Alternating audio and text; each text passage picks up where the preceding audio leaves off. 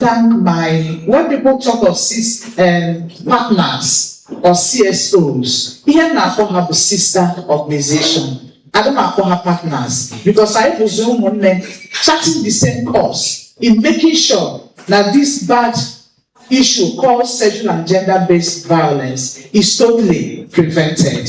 I assume no, the HSSDO, WACOL,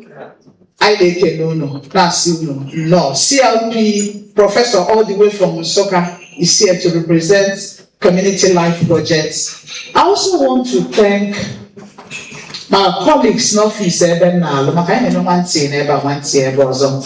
Orientation Agency. My head of department is here, we appreciate you so much. You're welcome. Then we can't shift this norm, we can't talk about preventing SGBV if we do not involve the religious. And to God be the glory, a Reverend Father is here now, Friar Ikechukwu Mario. He is going to give an address. Father, you're welcome. You gave me 10:30. You drove all the way from Uyo to be part of this occasion. Father, we say thank you for honoring our invitation. So, Adojo River, let me just be fast. I will not base so much on my address because I've already told you what we do. Adojo River is a media-driven and a community-based organization. In the course of what we do, we've been watching keenly what our women are going through, their challenges, their resilience, their experiences, their pains, and their survival, their procedures of the way they've survived. We looked at it and we felt it is something that we need to talk about through our radio program, Obako Wada, and through our physical advocacy in different communities. But as it concerns today, being a one-day stakeholders dialogue in commemoration of what Ford is doing in West Africa in the last 65 years, we are going to screen a documentary where we took time to visit many communities in ENUGU State.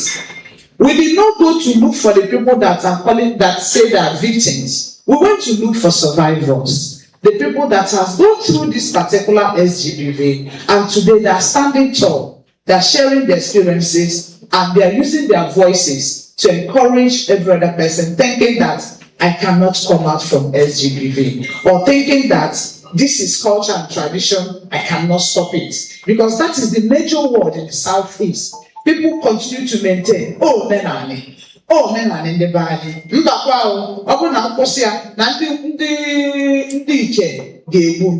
Why don't you stop it? Everyone I'm going to check the line at bottom. We were putting around naked. Oh, men are near. We saw it as a normal thing. Why is it that when it comes to abuse, why do we go to school? Why do we not end up with But when you're sick now, you go to the hospital. Because the Western has brought all those things for us. Why is it in that aspect of Umewu we maintain? No, men are divine. So we are going to look at it today. Thanking Ford Foundation for their funding, for their support, to make sure that collectively we say no to SGBV. We say no to cultural practices that can cause the continuous buying. We cannot look at how to change our policies. The Igwe is here, the speaker is here, the Igwe work them, speaker join the aka. Religious join the aka and whereby law. Sina nka manyama mezia. Obu ni meya. Ndi committee come on ibya mena ikwerekwe. A one also say I have money. Kanje na court. Hero na court. Court they already passed into law bill where they give. So we cannot work without these people. And that's why we termed it stakeholders dialogue. We have come together in this room to discuss, to talk about how we are going to solve this particular problem. And we are believing that at the end of today's dialogue, we are going to come out with what we call our statements. that we're going to take to House of Assembly for them to implement it. Speaker, yes, upon I come out with our policy statements and your Wegazaria for them to pass it into bill. And once again, I want to say welcome to everybody for this our all-important one-day stakeholders dialogue in commemoration of Ford Foundation West Africa at 65. So relax, enjoy.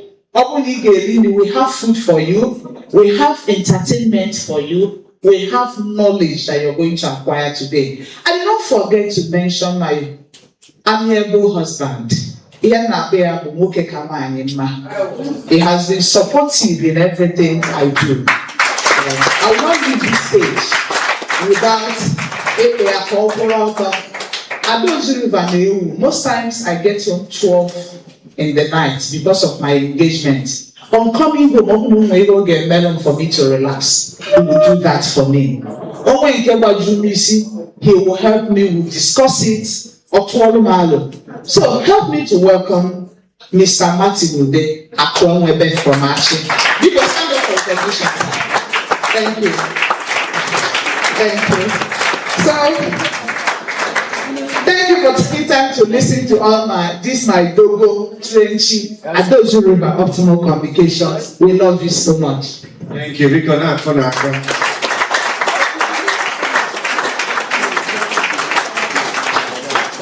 We're proud of what Dojo River is doing, and we're also proud of what Ford Foundation is doing. Let's give a round of applause one more time.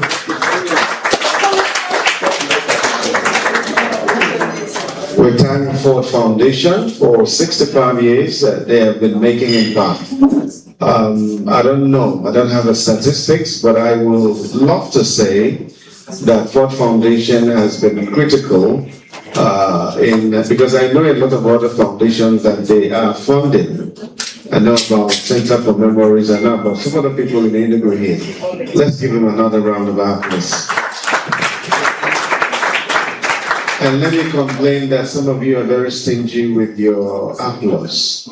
I don't know, you're clapping like you borrowed your hands. So you want to make sure that you return the hands. So if you want to clap like no one is forcing you.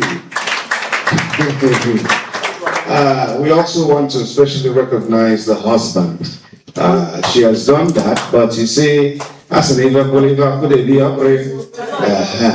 so I focus here, but I wonder since today, because I feel been mocha. You thought it would be Macchiao. But today I have to go. Yeah, be fair, put the belly fair. So you might want to stand up again. Oh, when they chocolate for you, but even to Glanos, they want to see you again. Please, let's all look at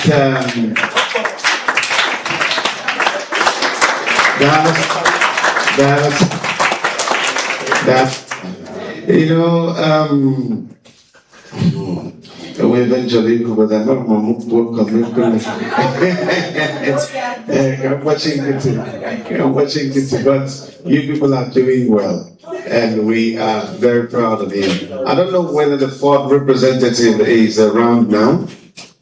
If he's not around, we will skip and get to the keynote address. Has she arrived, or we skip? Okay, it appears we have to skip. It's my honor and my privilege to welcome a man they have said so much about, and you don't need anybody to tell you that he is humble, he's approachable, and for him to be here this morning is a lot of sacrifice. That we want to welcome him for a keynote address, and I'm talking about you know, and the speaker, and the members, when the speaker, okay? It is our honor on behalf of Dojo River Optimal Communication. We want to welcome the Honorable Speaker of ENUGU State House of Assembly. Uche, Honorable, Right Honorable Uche Siubu, representing Uji North. Good morning, sir. Good to have you. Thank you.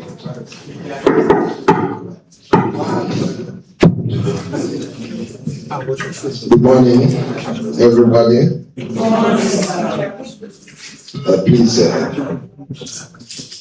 before I start, I want to welcome all of us to ENUGU State, the cleanest state in Nigeria, the best state in Nigeria, the safest state in Nigeria. A good round of applause for His Excellency.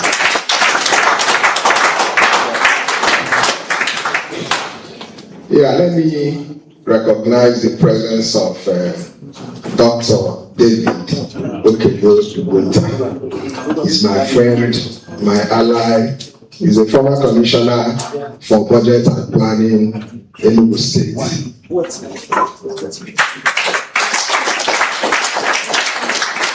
His Royal Majesty Akaji Ofo, Igwe of Agbaga, I greet you, sir. You're welcome. The Executive Director, Ado Jereba, Mori, thank you for all the encomiums, all the good words you showered on me. When you were saying all those things, I was looking around to see who you were talking about. Until you mentioned my name, I was surprised. Thank you for everything. Barrister Nena Nazi, anywhere I see you, I will always recognize you for the courage you have and for who you are. Thank you and welcome. Let me also recognize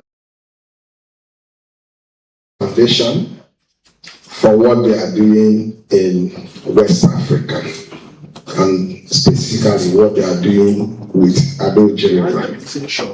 Reverend Father Mario Ikechukwu, I want to recognize you also. All the media houses here present, I don't want to mention your names one after the other, but you know yourselves. I want to welcome you, ladies and gentlemen. Event commemorating Ford Foundation at 65 is remarkable because of the theme, Voices of Courage. Voices of Courage. This is also aimed at advancing the conversation on nation building and social justice. When they approached me, when Ado came to my office, I readily accepted to be a keynote speaker today because of the theme, and because of what they do, advocacy and awareness on sexual and gender-based violence. You can agree with me that it is a monster that is ravaging our system today, ravaging our country. And we really need to speak out, talk about it so that our youths can refrain from such things. Our men, our women can also refrain from such sexual and gender-based violence. It is both an honor and a solemn duty to stand before you today as we seek to amplify the voices of courage. The voices that cry, the voices that demand and insist on a war based violence. Sexual and gender-based violence is not just a personal tragedy. You can agree with that. It is a violation of human rights. It is a public health crisis and a threat to nation building, development, and social justice. It affects men. Does it affect men? It affects men. It affects women. It affects boys, affects girls, but in different proportions. Most times, the men and the boys can defend themselves, but the women and the girls are much more vulnerable. It shatters the lives of women and girls across schools, workplaces, and communities. Today, we shall salute those voices of courage, the survivors who speak out despite fear and stigma. You know, most times when these kind of things happen, people die in silence for different reasons. For fear that when they speak out, they will be more exposed to danger. Some also for fear of stigma. Somebody learns that you have suffered one sort of vice or the other, the stigma may affect you negatively.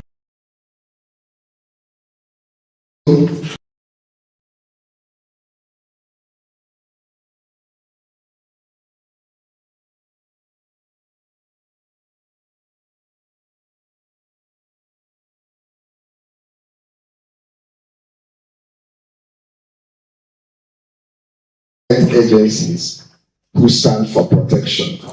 I believe that's in John. However, I want to enjoin us that courage must not stop with them alone. Each one of us has a role to play. For us to fight these crises, it's supposed to be a collective responsibility. Silence in the face of abuse is complicity. Do you agree with that? Yes, that's right. Looking away when someone is being hurt only strengthens the hand of the abuser. Courage begins when we choose to speak, to act, and to stand with the vulnerable. We must build a society where survivors are heard, not blamed. We must also build a society where perpetrators are prosecuted and not protected. We also have to build a society where every girl or woman is free from fear and violence. We can achieve this through education, legislation, and community sensitization.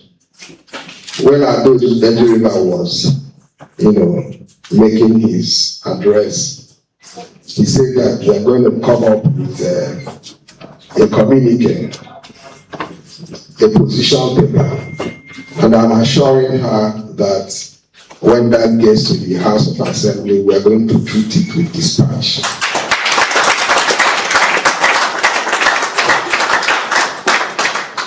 Distinguished ladies and gentlemen, I want us to remember the key word today. Silence means complicity.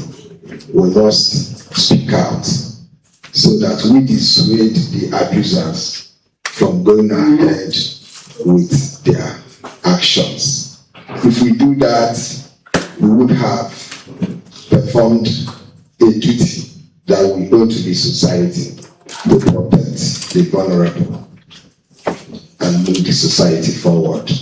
Thank you, and God bless you.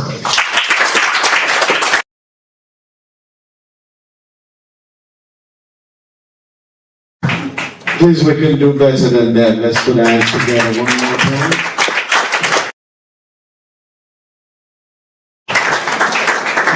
It wasn't long, but it was long enough and it was powerful. Let's put our hands together. Of the ENUGU State, Right Honorable Uche Siugu, representing the North in the State House of Assembly. I enjoyed listening to him, and I like there's a lot of takeaways. In case you've been silent, just know that it is complicity. Silence is complicity. Let's get ready to listen to Jude Ilo. Jude Ilo is the Chief Executive Officer, the Hague Institute for Innovation of Law. The Hague Institute for Innovation of Law. If you're ready, so am I. I hope you're enjoying yourself so far. It's a cold. Do we turn off the AC? Okay, you're cool. You're cool like that? You're cool. Good. Okay, so media, get ready. Let's also, one of the takeaways from his speech is also the collective effort. Everybody has got a part to play in making sure that we amplify the voices. I mean, you can't say it doesn't concern me. Are we ready? This opportunity to share some thoughts on this very important. Volume. No, I think so. Not connected.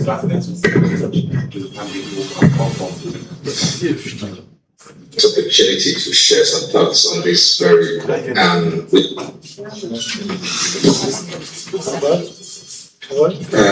this opportunity to share some thoughts on this very important.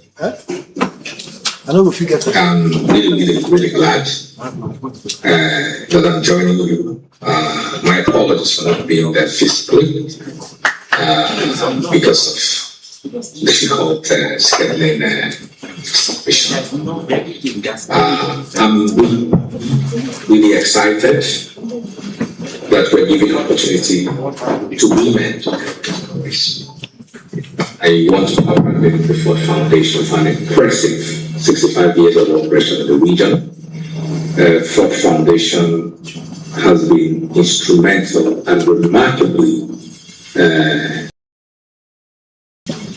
efforts in driving issues of equality, inclusion, and the protection of women in West Africa.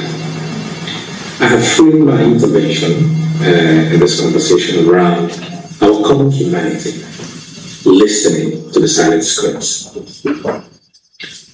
Permit me to start this speech with an apology. For decades in this country and in many places in Igbo land, we men have treated women with disrespect. We have abused our privileges, held you down, and diminished your importance. We have often refused to listen to you. I'm sorry for the many times we allowed our ego to cloud our sense of reason and decency. I'm sorry for the serious stupidity in refusing to fight for you. I'm sorry for the way we messed up this country. You see, I have been blessed by amazing women who have shaped my life. I owe them a debt of gratitude. My father never knew his mom. She died when he was still a toddler. But his stepmom, Moriwako, took him as her own. She didn't have to. My grandfather was already gone at this time, but she nurtured my father, gave him unconditional love, protected him, and practically saved his life countless times. My father's face always glowed with pride whenever he talked. His stepmother.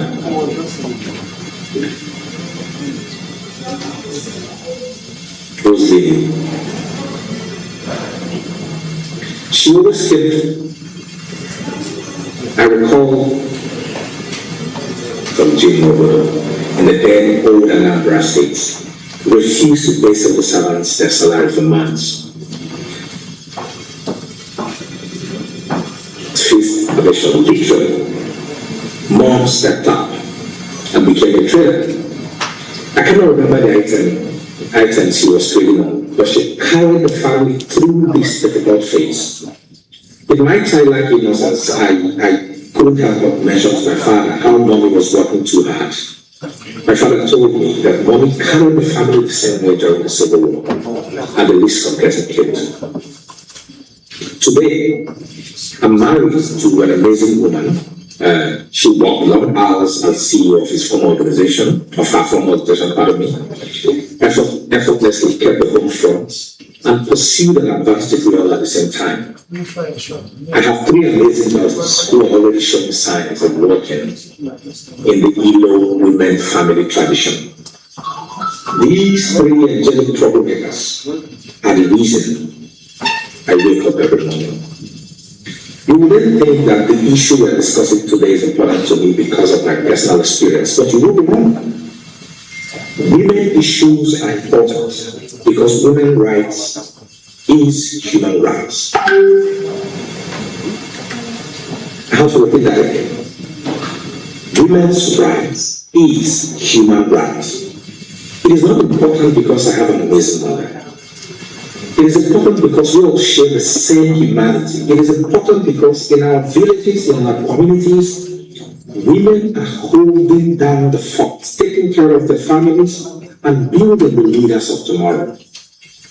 Women are our biggest assets, our biggest inspiration, and a huge source of wisdom, something the men conveniently forget all the time. Women's rights are essential. Our future depends on a nation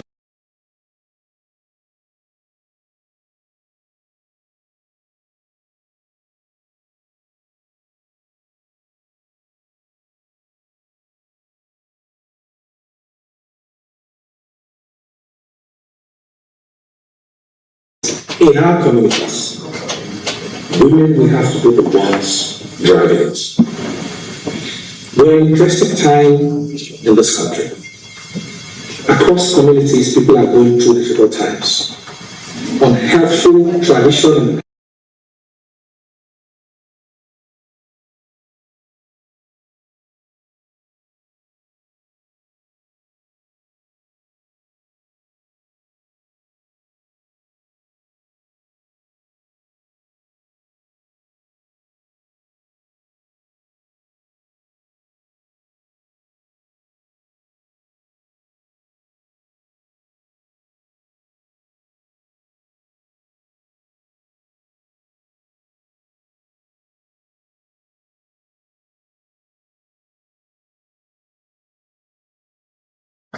it was finally able to change the listen to the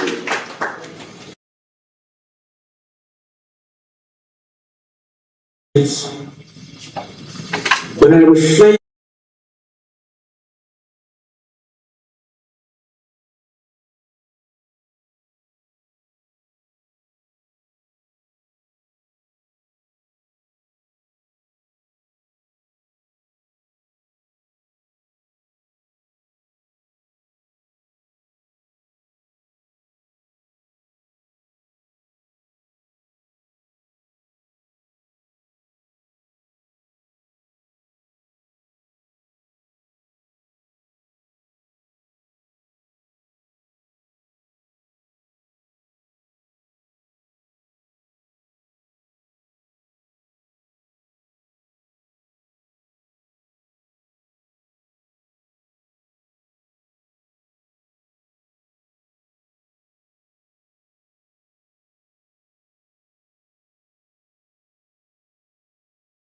his stepmother.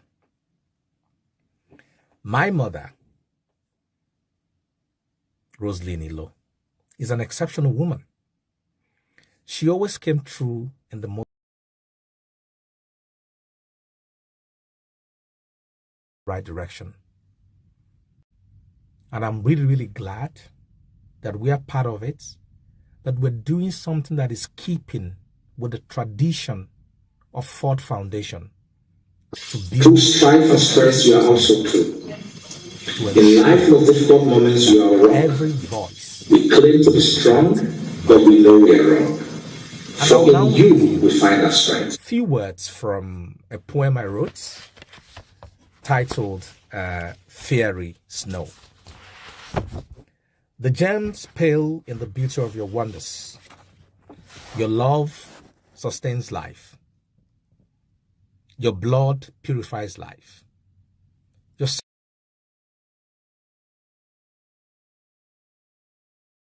A better future, a better understanding in our cultures, in our traditions, that we actually need you more than you need us. Thank you. Wow. You're not talking like you listen to what I listen to. Wow, beautiful, beautiful. And if you have never been positively affected by a woman, can you stand up?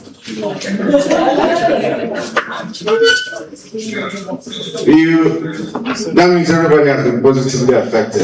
In fact, sometimes I wonder what the world will be without women. No, honestly. Honestly. It will be so jaga. Let's put our hands together for women. And like we said, we are sorry. We are sorry for our ignorance. We are sorry for our ignorance. Everybody was born by a mother, and then you see people come and start acting. Yesterday on a show, I anchored late into the night. The issue that was raised is this obnoxious, I don't know whether to call it tradition or practice, where a man dies and then the brothers of the deceased come to carry the children. They take the children from the mother. And it's crazy. And so I'm like, to what purpose? Is it not bad enough she lost her husband? They now come and carry the children. I cited Larry or Gwenville. Larry, good morning. Larry is the National Coordinator of Human Rights Volunteer Corps. And I'm sure in his practice, women issues always come up. Marital issues come up too, and he's been doing a great job. I mean, I enjoyed listening to Jude Elo, and just a little adjustment to the program before we continue with welcome speeches. The honorable speaker, of course, is a very busy man, and we don't have politicians out. I'm sure by now the governor has called him. So he would like to, now that we have a fuller house, our father of the day is here, and the speaker, before he leaves, would like to take a group photograph of everyone who's here with the NGOs and the CSOs just before the speaker. Inside or outside? Inside? I think here, so we use the backdrop. Okay. Yes, inside here. Honorable Speaker, on a new day,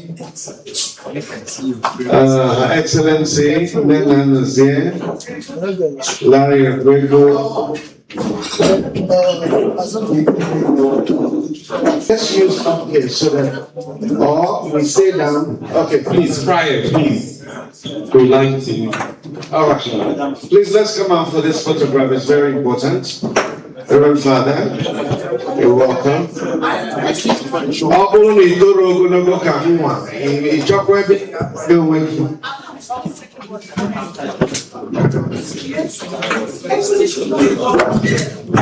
Okay, I don't do about smart communication. Are you ready? So you take your group picture before the general picture. All right. So please, can everyone join the group picture?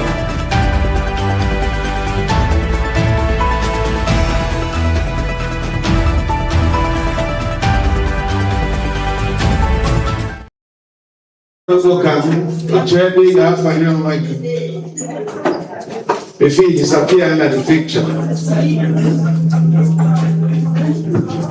I'm not going to send a good picture in after all the name.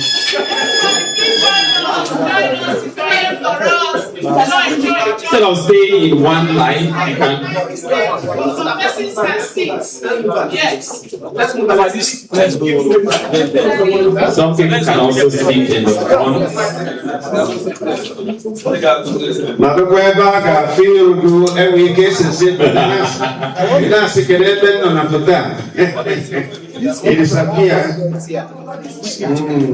Even before we make.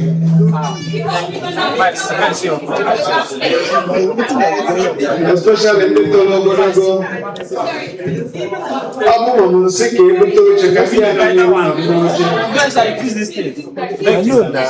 What do you think?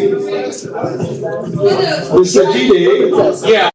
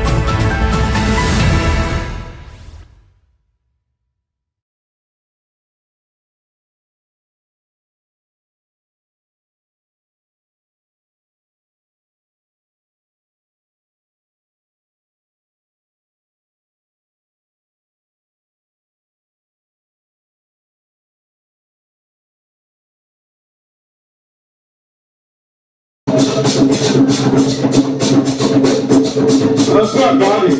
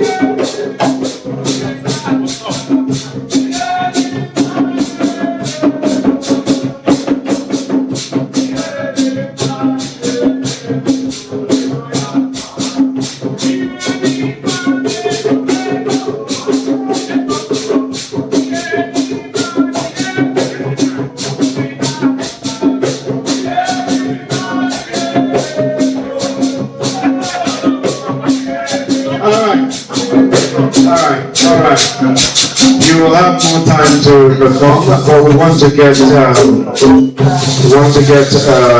welcome remark from Ford representative Onye Mobi. You're ready, Soma.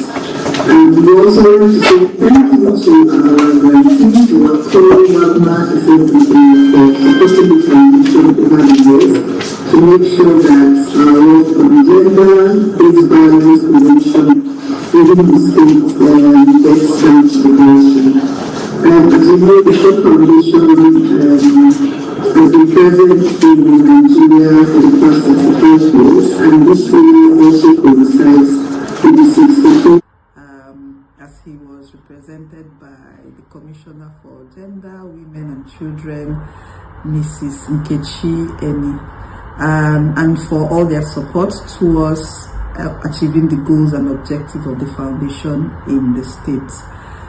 We also like to say thank you to our grantees, WACOL, WABMA, SSDO, for supporting the foundation over the years to make sure that our work on gender-based violence prevention within the state gets down to the grassroots.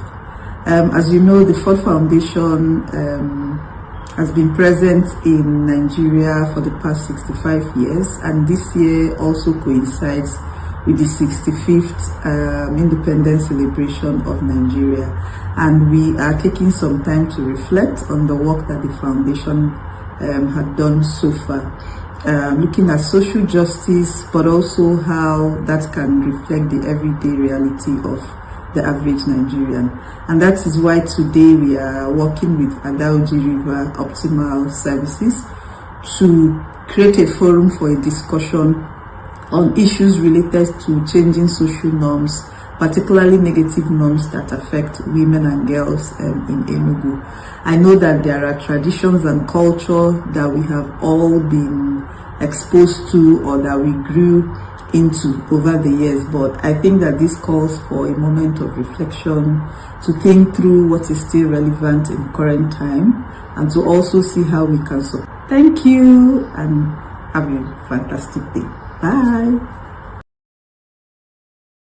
Fire Mario Ikechukwu. You're clapping like you don't like it. That's gender bias.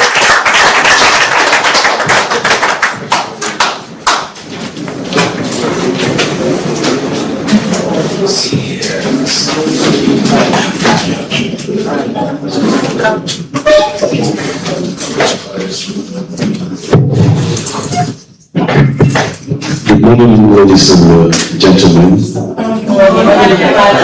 It is my sincere pleasure to be here. I wish to acknowledge the presence of the in absentia, the Honorable Speaker, the Honorable Commissioner, the executives of Ford Foundation, the media houses and the media personalities here. And all of you, those I may not be able to mention your name. I may not be able to mention your name respectively, but please, you hold a very special place in my heart. And I acknowledge your presence. I know it's a step in the right direction that we are all here fighting commonly something that bedevils the society we are living in. I wish to use this opportunity to congratulate the Ford Foundation and Adoji River Optimal Communication. I have told her that she is doing an amazing job indeed. The first time we engaged in this particular issue, discussing it, it was very fantastic. It was a very robust discussion, and she saw how passionate I was about it and how ready I am to prepared to get rid of this. It may be difficult for us, I can tell you. It may be quite difficult for us, but we cannot sit, just like the honorable speaker said, that keeping quiet, could amount to what? Participation in planting this evil. So I congratulate the Ford Foundation today on their 65th anniversary, and I also thank Adoji River for the wonderful job they are doing. If you have ever engaged yourself doing something that you are not paid for, that's when you will realize what it means. I step out every day and I preach and I do so many things and I return home. That is when, at the end of the day, there's no money coming into your account. So many of us might think that we are working, very well here in a very eager way in our respective companies. Until that money that comes at the end of the month is removed. I tell you, that's when you will understand what it means to work selflessly. You understand it. So I wish to thank Adoji for the wonderful work. What we are talking about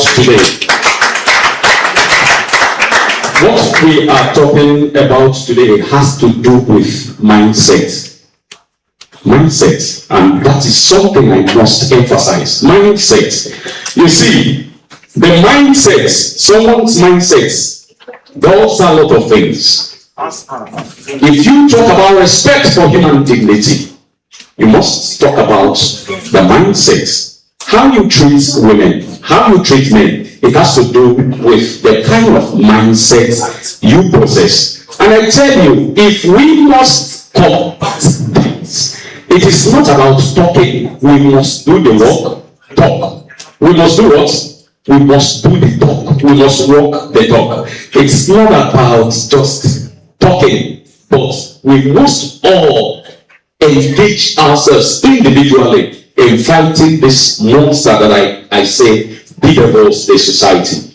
I wish to commend women for the wonderful work they are doing. The second speaker talked about that. I wish to congratulate women for the amazing job they are doing. I cannot deny it. And I'm saying it from the bottom of my heart that women are doing amazing job. If you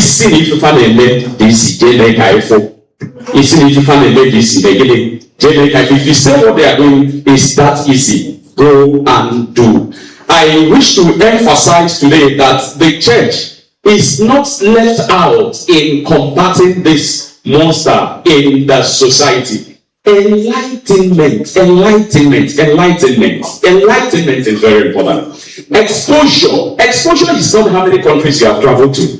If you are making a mistake, I need to call your attention to this. Exposure is not about how many countries you have traveled to. Exposure is about openness of mind.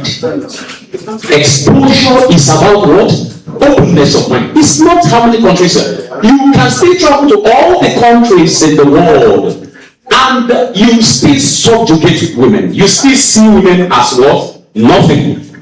Vice versa, you can also see men as nothing. So it is about mindset, and there are cultures that the church is actually sitting up against to do what? To fine-tune, to modify these cultures, because they are what? They are not compatible with human coexistence.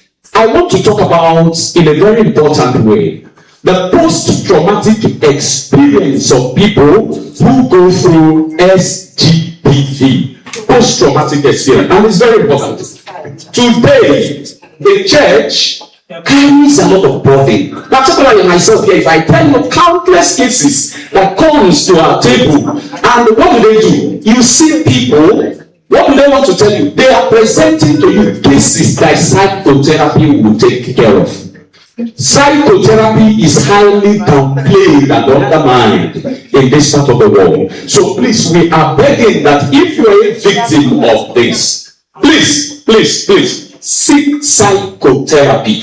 A lot of injuries we are having today that we are going to chapel, to kabash and lavash, and not for. They are not issues we are going to cast and bind. We can't cast and bind traumatic something us to do.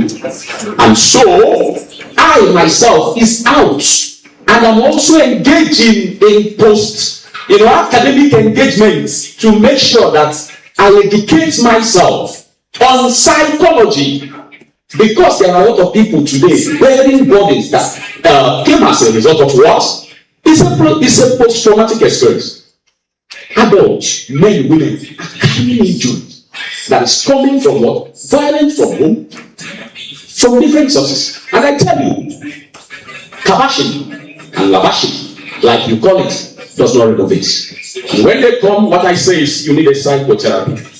If you want to call me an unspiritual father, by the time I take you to the altar, I will know whether you are more spiritual than me. Because I'm telling you that psychology is very important.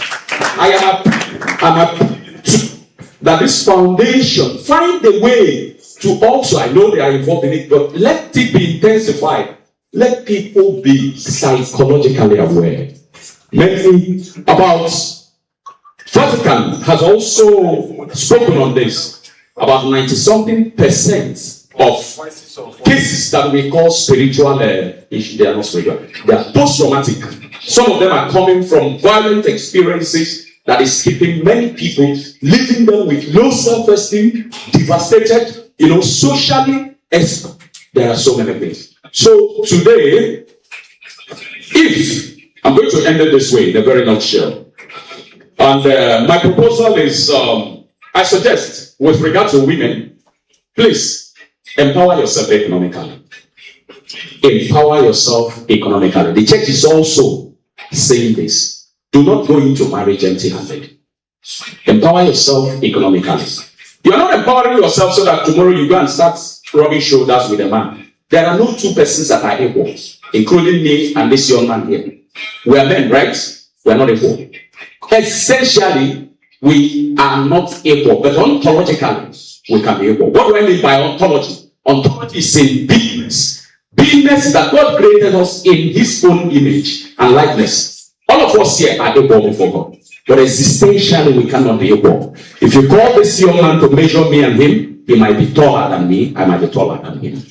Financially, there may be, we are not equally in different organizations. That's existential differences. We cannot be equal. But women, please empower yourself. So that if you find yourself in a fix, it won't be a reason for you to remain there. And I'm not saying run out. I'm not saying when someone says to you, come on, stop this, make your character, you say, I'm not marrying anymore. That's not what I'm saying. But when it's hooking you here, so that you won't have any reason to stay there. Please enlighten and educate yourself psychologically. Be psychologically aware. So that if there are certain things happening to you, speak up or speak out. Look for somebody to tell. Look for psychotherapy so that you don't die with psychological wound. To cap it all, we need enlightenment, a change in mindset, change in orientation. The life I live today is about my mindset. If you want to know everything about me, my philosophy of life, how I carry myself, how I live, it's about my mindset. If you see me treating a woman right, it's about my mindset. If you see me say, who is she? Come on, get. It's about my mindset. There is serious need for information, enlightenment. Let us continue to sensitize the people and the society. Once the society is a mindset, most of the things we hold on so firm to with regard to culture will begin to change certain culture. For me, there's no culture that is not subject to change. Because one of the characteristics of culture is that culture is dynamic. Why would you say that culture is dynamic and at the end of the day, you still do not want to change the same culture that you said is dynamic? A change in orientation will go a long way. Thank you. God bless.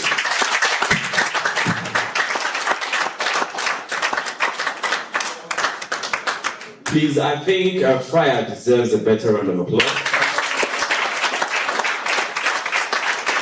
He's just a good orator, you know. He's the kind of Reverend Father priest that I like to become when I finish my seminary education, when I entered the seminary in the first place. But of course, you know, he's from the Capuchin order in the Roman Catholic Church. He's my brother, he's from Osobo, that's like that. So, you know, when someone is good, you just claim them. So please, he drove all the way from Akwa Ibom just to be with us. Please, a big round of applause, please. Now, Right, that's for that clap. That's applause for you, not for me. That's right. And little take away from what he said. He said very important that everything is not spiritual. Of course, Nigerians will over spiritualize everything. He have only seen what Amazon call every psychiatric hospital is not New Haven. You just go there and take some pills and you'll be okay. But so everything, especially for women, men are more aware in this regard, if I'm right. Women are just almost, let me use a Gen Z language, delulu, when it comes to mental illness and all. Most of the people who indulge, most of the people who perpetrate the acts of domestic violence, they are not well. They are not well. It's mental illness. Some of them, they look over it. Some of them, you find out because, you know, everyone is talking from their experience. Because we work in a place where people interface with us often, we have seen that most people who perpetrate gender-based violence are the ones who the thing was done to them as a child, or maybe not mother or any of their parents. The thing, it has the way of skewing their brain, so they now end up. But just a little tap, you know, because just like I buy your just acquire the thing will disappear. It will not, you will not do it again. But they will not take them to psychiatry, they will take them to church. Forever. And a takeaway from what the speaker also said was that gender-based violence is not discriminatory. It happens to everybody. There are the rich and the poor. Of course, if you look what's happening on social media now. You get the popular one that is on the social media now by somebody way off. So when I was coming here, someone just made a statement that poverty is how did you say that? Poverty is the breeder of gender-based violence, and I said it's not true. It's not true. Now, this one I'm talking about naming on social media now. The person is very rich. His wife is also rich, but they are involved in domestic violence. So tell me, it's not poverty. Poverty can be but not definitely the breeder of domestic violence. It happens to men, happens to women, boys and girls. So it's not discriminatory. So it's a call for everyone to come together. I hope people are taking notes and it doesn't just become a talk shop. People will start, living out these things, talking about mental illnesses, going to psychiatric hospitals to treat yourself or to get treatment. Without further ado, we will a short documentary if it's ready. If not, we'll go for a tea break while we'll be entertained by this very wonderful Adanta College. That's their cultural group, I beg your pardon. But if the documentary is ready, we'll have it now. All right, I'm seeing the ushers are not doing a good job here. When you see a big man, I'm seeing Uncle Larry there. Apart from Uncle Larry refused to come. For real? He refused me. I will go and get him. Uncle Larry has a space here and another big masquerade. This one is Oji River's brother from Oji River. I need to also in her neighbor. Yes. Yes. This person is the coordinating PG, ENUGU West. I want to remember all the things, so it's not a small man. It's an active politician. is also former this, former that. When you don't remember things, just say former this, former that. Please put your hands together for Honorable AGK Cassier Ilo. Please, we have a seat here. Please make sure you bring Uncle Larry. I know, just give him some bribe, a little bribe. Give him an apple, one apple or two, because we need them here. Very soon we will hear from other people. We have a panel session that's after the break. We will hear from people like Naanoze. Why I really like to hear from her anywhere I hear gender discussion comes from the angle of the law. What do you do? In my interest to know that most of the people we call it, they don't know what to do when things happen. When I ask getting call game, maybe like this person, what do you mean? Don't know? They don't know what to do. So I always like the angle you take anywhere gender-based violence is discussed, because you tell people what to do when it happens. So I'm expecting to hear from you and other panelists. Just before then, can we have mentoring now? Yes.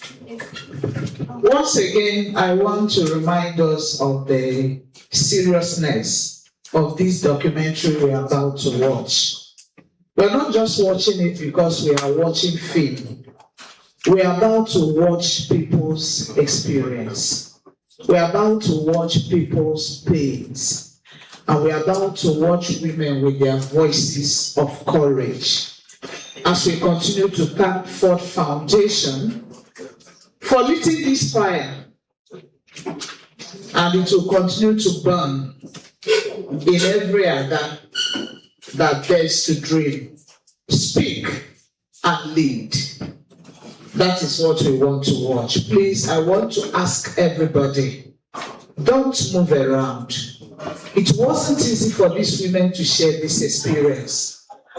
At a point, we stop. When they talk, they cry. So please, I want to appreciate all the survivors here that you are part of this particular documentary we want to screen. Sit tight and watch it and think of what to do for us to fight this particular canker worm that is really digging deep in our society. SGBV, enhanced by cultural practice. It's still our goal to deliver optimal communications through the funding of Ford as we celebrate Ford Foundation at 65. Thank you and happy viewing.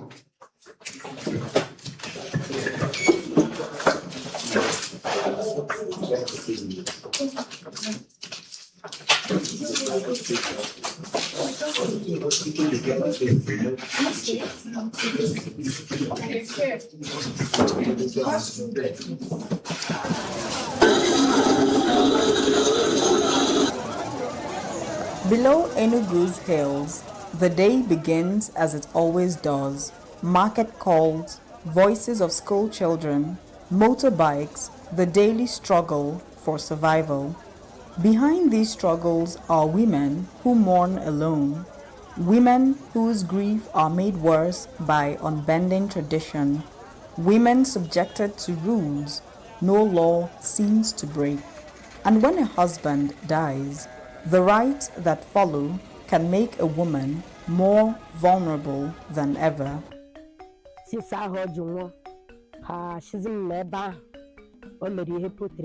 No boss or more than here, Deva. I come in many things about Kuchasha my cashew blue brava. So we are amazing a cashew, had a hashicho mas had it wedding cashew, and the mazin Menahan of Capital. So before I had the meat up, he just body cashew, take which you body cashew for. You know what, Sarah? We are now we on our papa, my papa.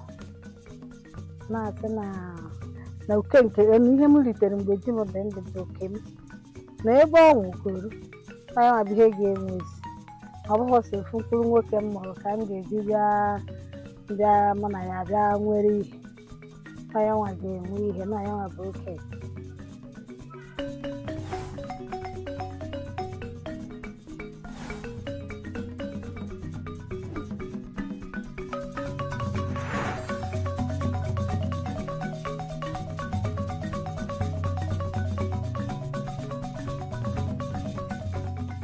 Over the years, Adoji River has been amplifying these wounded voices on the radio, in town halls, and in forums where women are empowered to speak unhindered. We at Adoji River Optimal Communications, a media and community-based non-profit organization, have been following what these women are going through, their experiences, their pains, their resilience, and how they survived. And it became a focus for us to amplify their voices. Hence, collaborating with Ford Foundation West Africa to tell the stories of these women, to share what they are going through. Other organizations supported by the Ford Foundation are also doing a lot to stop gender-based violence. There's a project we call Sister Guardian Initiative, which was initially funded by Ford for 1 year before we now continued without funding until we now entered into a second project we call Comptech, which is a community partnership to the elimination of gender-based violence. The Sister Guardian project has to do with getting women that are willing to stand in the gap for other women that are being abused. We trained them, and we also instituted this initiative in communities where we are working. Our program majorly targets young men, trying to define what it means to be a man as a strategy for the prevention of gender-based violence, because we've come to understand that a lot of interventions targeting the prevention of gender-based violence, has really been focused on women, trying to empower women for response and all that. But we've tried to look beyond that, to see how can we bring men on board as allies, in the fight against gender-based violence. And Ford Foundation bought into this vision, and provided support for us, with which we've been able to reach a lot of young men. Our project is focused on tackling the deep causes of gender-based violence in the communities. We started up with like we did community mapping. Then we started off with identified target groups who are relevant in achieving our project objectives. Because we're talking about traditional institutions, so we were told that Traditional Council of India's the Omada, the town union leaders, and the youth leaders, people with disabilities were also involved. So we brought these leaders to the first forum where they identified the deep causes or the root causes of gender-based violence in their community. We are working with leaders of faith and culture. So as a communication and media outfit foundation, we are working with leaders of faith and culture to have them amplify SGBV, amplify make statements, say no to SGBV, come up in media houses to, talk about the dangers in SGBV and all so many forms of, advocacy from their angle. For too long, the voices of women, especially survivors of gender-based violence, have been pushed to the margins, dismissed, and most times silenced. Yet, within these same women lies a strong will and a vision for a future where justice is not a privilege but a right. So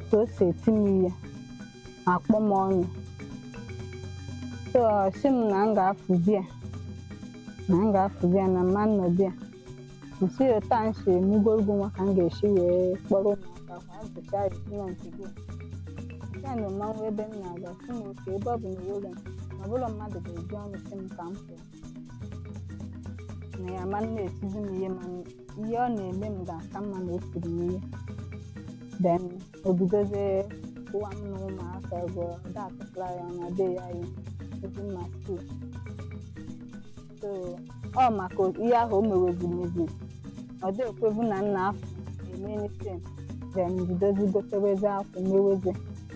Isn't our maybe no matter maybe. gbakwuru ndị be anyị ndị obodo be anyị si ya nyere m aka ndị obodo ekwe uche si ya rapụrụ m ihe banana ahụ na ọmụwa nwe banana ọsị mba ibe ma ndị chọọchị ya ọsị mba na ama ha fụwa m dị banana gbakwuru nne na nna ya ọsị nne na nna ya na m ga-afụ ihe m na a ga-eme na ọ bụrụ nwoke na ibe ya nsị a mụnwa bụzi nwoke gị na a ga-eso okwu ahụ o nwere nne na nna ya kọtara mgbakwuru ndị Sister Guidance wee bịa m bịara ọfịs a bịa kọwatacha ha wee bịa kpọzie polisi meze ya arrest ekpeweze ya na polisi ekpeche na polisi o kwere emeta ebe ahụ dị mma na ekwerọ na a ga-ahapụ m aka anyị gazie court mụ na akpịrị ikpe 3 months na court yes atụrụ ya nga eme ndị court megide kọntrị ebe ahụ ka ọ na-akụzi okwu na nwa jesi na banana eke. In Nigeria, especially in southeast Nigeria, various traditional practices and customs have historically subjected women to inequality and discrimination. The basis for many of these practices has been traced to a patriarchal system that institutionalized male dominance and female subjugation, a situation that is sometimes encouraged by daughters of the family, the Omoada, who hold an authority older than the courthouse. When my husband died, the Omoada, they now came and said I should barb my hair. I said no. Actually, when I want to barb, that I will barb, and that I'm a Christian, they will not force me to come and barb my hair immediately my husband is being buried. I'm not going to do it as a dinner. I need to pop. But of one and wine, I like them now, mother, I offer high farm only. Up this, so this is a organ, Yachumo, Yasu, Yadanos. The one of Gay would okay, we buy a version and said, look at what you shop. However, the advent of modern education, Christianity, and advocacy for women's rights have led to a sustained mitigation of some of the rigid and harmful practices. You know, there is this very prominent and internalized ideas of masculinity where people feel that aggression, responding violently to situations is what makes you a man. Nobody talks about compassion, nobody talks about empathy and emotional intelligence. And this is the narrative we're trying to redefine with our program, and it's really been so rewarding for us and eye-opening as well. So through this grant from Ford Foundation, we've been able to redefine what it is to be a man, reaching out to men, reaching out to religious leaders, and they too are looking at it from our own perspective and seeing that to be a man doesn't necessarily mean that you have to lord it over a woman, you have to suppress her, you have to be a lord over her, but of course be partners in progress, and that's what our program is all about, and we're so proud of what Ford is doing with us. However, many of these practices still persist, and the most documented traditions against women are the harmful rights and practices against widows, where they are forced to undergo many excruciating experiences in the rural communities. Aside the agonizing experiences widows go through, they are most often denied the right to inherit their deceased husband's property. N'eziokwu mgbe onye nwa nọ ndụ a ga na-amụrịkọta, everybody na-amụrịkọta, kọtụ mgbe a chọrọ onye nwa afọ ha egosiwezia gị nkata ma nke red ma nke na-acha blue. Gadi m nwekwara nwanne di m bịa zọsịawazie m ihe di m na onye nwa bụ father of this house. Anyị kpere eje na nke iwu igwesa ya maka this compound shiwara, and na thank God na di m mgbe anyị kwachara na di m n'okichere ihe o kere ụmụ nwanne ha dị ụmụ nwoke ịtọ, oke nke na-eso ọga m na mgbado, nke last born bụ na mgbado ebe a. Governance was all going to be a season on your with this compound. I played then and give you with this compound which we had to work back as the compound of Basara. They make people working with them who's a cabbage, half of them to sound with the rest of what I'm doing. But everyone needs not for the gate. Because I'm in Cabo, Mammy Miranda. Oh, where Anna, I go in a village. Which no money anyway, Jana. I just I will receipt. I chose I have for here. I then now I be the cover coronia came receipting, Kionia came me receipting because my case to me. But Chine could go see your Jibuti. Jovia Wamna, now would you put one in a merunia. We were up one and came mar. I ain't seen a bank. We just gun out away sitting naked. Obo no moana. Obo no moana. In Japan on a village, in that one field, you know how you can immediately happen. The push and commitment to advocacy by groups like Adoji River has contributed to the restoration of the voices of the women. Discrimination against widows is a bad cultural practice, not only because it has degraded women, but because it undermines the people's progress both socially and economically. To speak out, take action.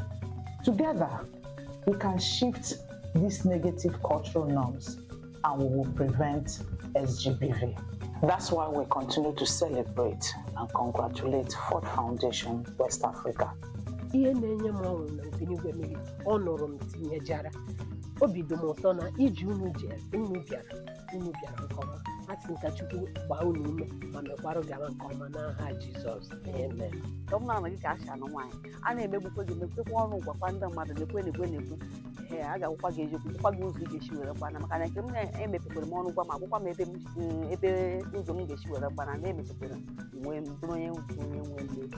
Advice na-enye ụmụ nwanyị bụ based on ihe mere mbụ number 1 na ị ga-achọ ihe ị ga na-eme so that ka ego na-abatatụ gị n'aka inwe ike na-enyere da your husband aka maka ị na-demand everything na ebe di gị nọ ahụ ga na-agbakashi ya mgbe niile.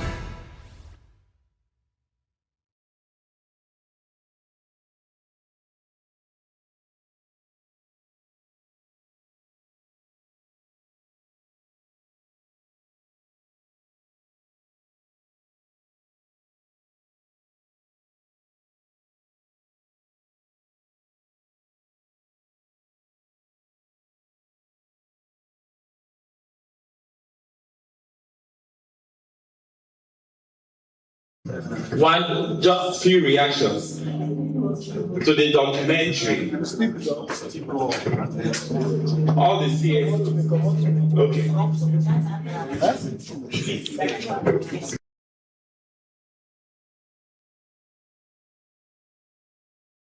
I'm of International Federation of Women Lawyers in the States. Based on the documentary we just watched, in as much as we are saying that women they are always after themselves, but from this you see that once it comes to widowhood, that men are the problem. And based on this, I think it's time we should start involving community leaders, opinion leaders, the traditional rulers, to come on, to start advocacy, enlightenment, that men should understand that it's not only when their brother is alive that the person should be recognized to be a brother. That even after death, that's the time they should even take over taking care of the woman and the children. Because those children, you don't know their future. Presidents can come out from there, governors, a lot can come out. So we have to encourage men that at the death of their brother is not an opportunity to start chasing the wives out from their brother's house and claiming the property. Thank you so much. Good.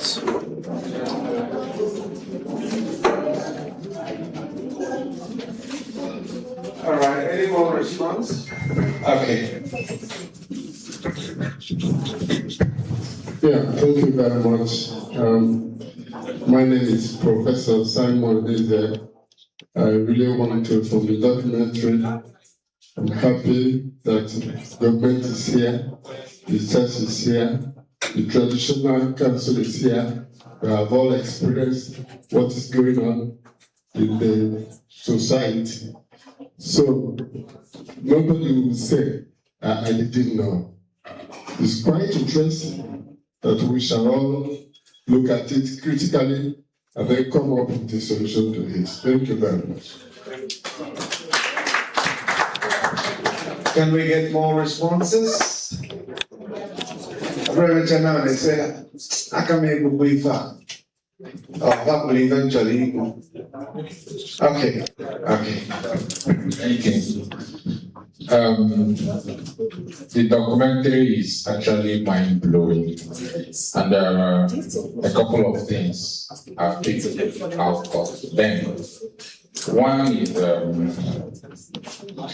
women or whomever is being violated, either of the genders should be able to speak out. When you don't speak out, like the speaker have said, you are an accomplice. You are not helping yourself. I watched a movie just last night.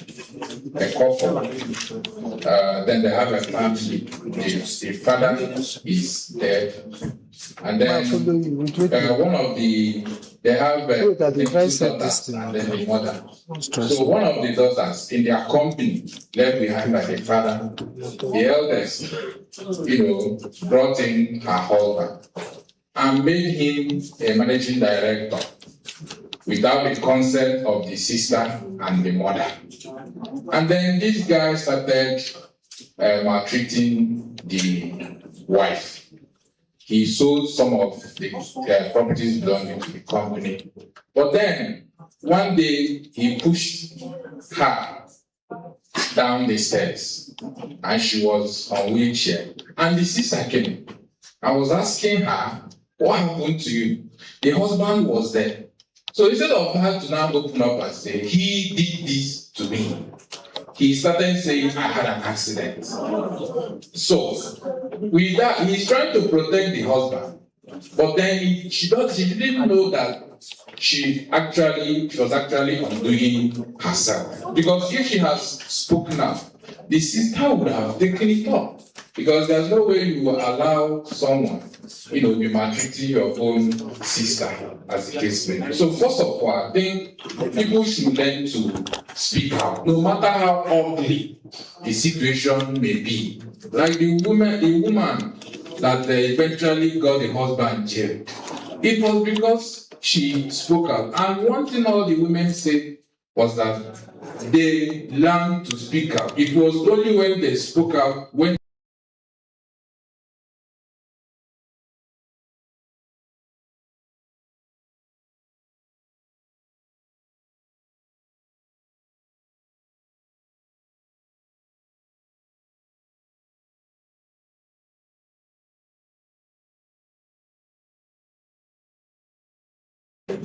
something that can give you something so you can call your own. When you look at the Gen Zs these days, it's actually very, you don't know what the future holds because a lot of them are not interested. When you are talking, they'll be looking, those things are not of their interest. But if people can learn, bend down and look for something that can empower, because that is a source of empowerment. Then you can also hold your husband and make sure that he empowers you. Because you don't even know who will die first. So before the man dies, you're already empowered. I have, someone who before the husband died, the husband was sick. The husband now made her turn all their accounts into, joint accounts. So that gave her access to a lot of things. So it's either way. So, but then men should learn a skill, learn to earn something so that you can always fall back to something just in case anything happens. So, but I think for me, these things are key, and if you can be able to speak out, all these things will be corrected. Thank you. Thank you. This feedback is very important for Ado communications. It's about recommendation, it's about feedback. All right, let's get you. Tell us your name. My name is Mrs. Rodriguez Ewato. I wanted to ask a question about this thing this man said. Because if somebody doesn't want to speak out, what can we do to that person? Because at my place, a man came to me one day, reporting to me that there is a woman, their children is beating every day. Their children will beat the woman every day. Somebody, their phone. They seized the phone from the woman. So another man outside came to me and reported to me, see what is happening at their place. I said, okay. Can't tell the woman to come to me. Let her come and report to me. So the man went back and asked the woman, let her come to me. But the woman refused to come. He told the man, make him forget it. Let him forget it. That they are settling the case within themselves. The man came back to me. I told him, said, do you see what I said? If they say that we went direct to the case, my one the woman, I suggested that the case don't look okay, she can deny us. The man met up with this name with you. Now the woman they will have that. And no man can see every time. Did the woman go? No man can. No man can.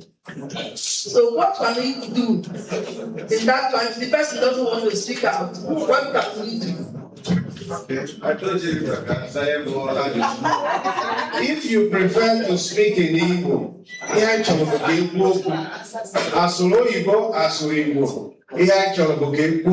okay? Now Good afternoon, everybody. I think my own is there is this like brother said that these are Gen Z century. There's this mindset they always have that, for instance, you are a young lady, you are working, and eventually you get married, and your husband be like, stop doing the work, I'll be paying you the salary your boss is paying in your office. And you feel that he loves you by doing that. It's not love, my darling sister. Because, sorry, God forbid, if anything happens tomorrow, that salary he's paying you cannot solve your generation problem. So you continue doing your work. If he really wants to do a favor to you, he should open a business for you, so that you have a tangible something to fall at. And another one is that there is this thing going on, this for men. A young boy will finish secondary school and the mother will be like, let me buy you iPhone so that you start doing Yahoo. Yahoo is not a work. You can't use it to feed your family. I want you to base your listening on the documentary. Yes. Okay. So, and the only thing, just to crown it all, I think youth of this century should try and have something tangible doing. Something that you know that even in next 10 years, you and your family can still feed from that. Thank you. Father Marius and Dr. Amonyeshi. Okay. Thank you. Because I go to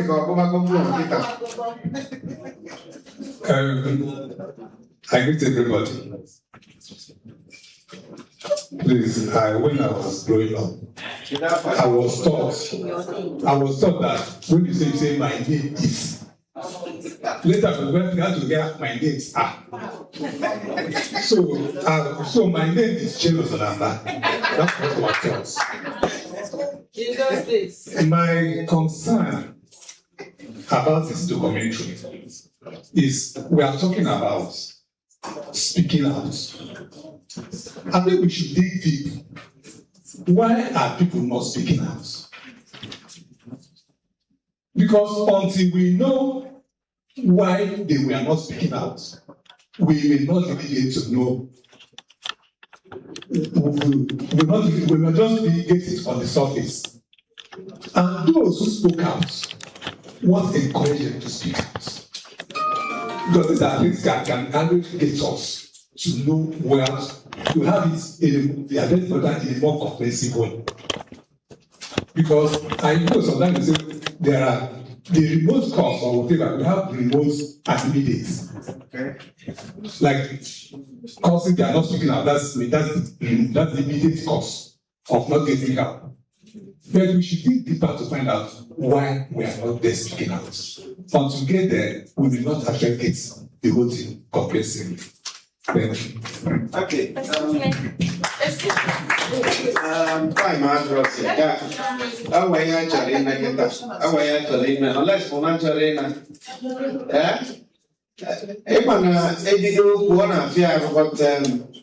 We get along well. And I'm not So just before we go for the tea break, we want to get this experience sharing. Lillian on our own, okay, we want to share our experience. That are supposed to share their experiences with us. And so all of these, and I'm again, so that you can come and share your experience. We could have been.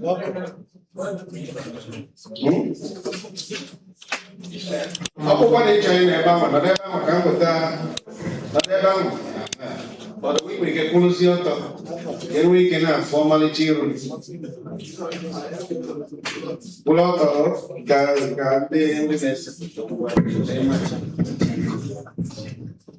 morning, everyone. My name is ENUGU Ebere. I am a member, Nigerian Association of the Blind, ENUGU State Chapter. My own experience, we are talking about sexual and gender-based violence, yeah. So I would like to talk on that. It may interest you to know that I wasn't born blind. Yes, I was not born blind. But at some point, I found myself in this condition. Yes, and I was taken to special school for the blind, Ojiriba, because I was in primary 2 when I lost my sight. So I was taken to special school for the blind, Ojiriba. Then I started all over again from primary 1. And then when I got to primary 6, I was made a senior prefect for the girls. And we also had senior prefects for the boys. So then at Ojiriba, we didn't have water in the school. We were the ones that fetched water for the people in the kitchen to cook for us. Yes, we fetched the water. So I don't know what happened to our senior prefect for the boys. He just woke up one day and said that I should start following other students to fetch water. But he, as a prefect for the boys, he never fetched water. And he said I should start. I said, but why now? Why should I? He insisted though, and me, I insisted that I don't have any reason to. If you can't fetch water as a prefect, and then why should I? And the guests, they stood by me. They said no. And this, we started having problems, and we took the matter to the school authority. They now resolved the issue for us. They said that both of us are prefects. We are prefects. So if he can't fetch water as a prefect, me too, I should be exonerated from fetching the water. Yes. Then the other one was when I was in secondary school. This one is sexual-based violence. I was in JS3. Yes, I was in JS3. I was going home for a weekend. I was a student of Federal Government College in ENUGU here. So I was going home for a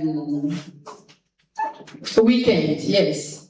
And I entered a taxi with the help of one of the students. I entered a taxi. So this taxi driver, with other people were in the same taxi, he made sure that he stopped everybody at their own various bus stops and carried me to unknown days. I don't know, till today, I don't know where he took me to. I could only hear the waves of grasses. He now said I should come down. He opened the door and came out and started pulling me out of the car. I now started crying. I cried and then he now left me. And finally took me to the where I would get car. And that day I got home very late because he delayed me in that. I think that was the bush because I didn't hear anybody, I didn't hear any vehicle passing or hear anybody talking. So these were my experiences, yes.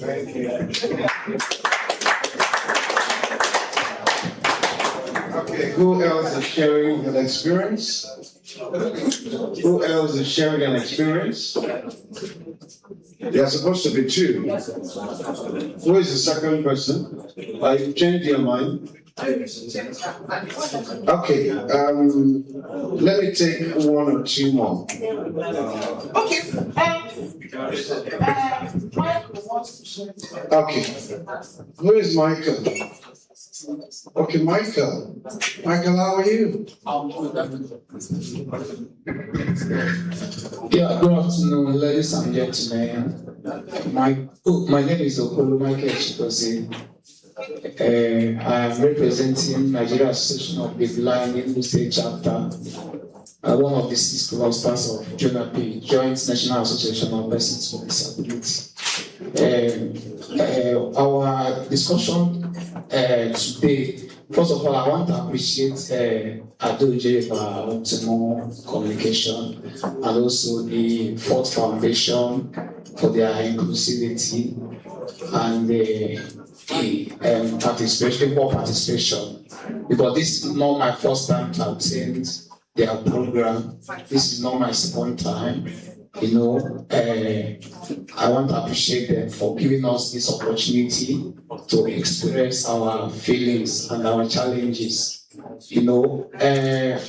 This issue of gender-based violence is a very big challenge on the side of persons with disability. If these members of the society is facing such challenges, it means that on the side of persons with disability, our own challenge is double of what others are facing in the society. Because the major challenge we are facing in the country is discrimination, both in area of education, health care, scholarship, employment, and so on. So, and other challenges. For instance, as I was coming here, you know, the keke man was trying to take me to the gates. You know, he called one of the officials here to come and take me in. Instead of the lady to ask me where I was going to, she was busy asking the keke man, where is he going to?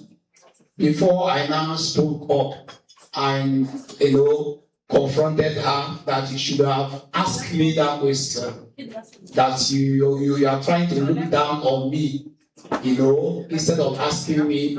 Sure, this is the major problem we are facing. Most of the times you come to the restaurant, instead of someone to ask you, what do you want to eat?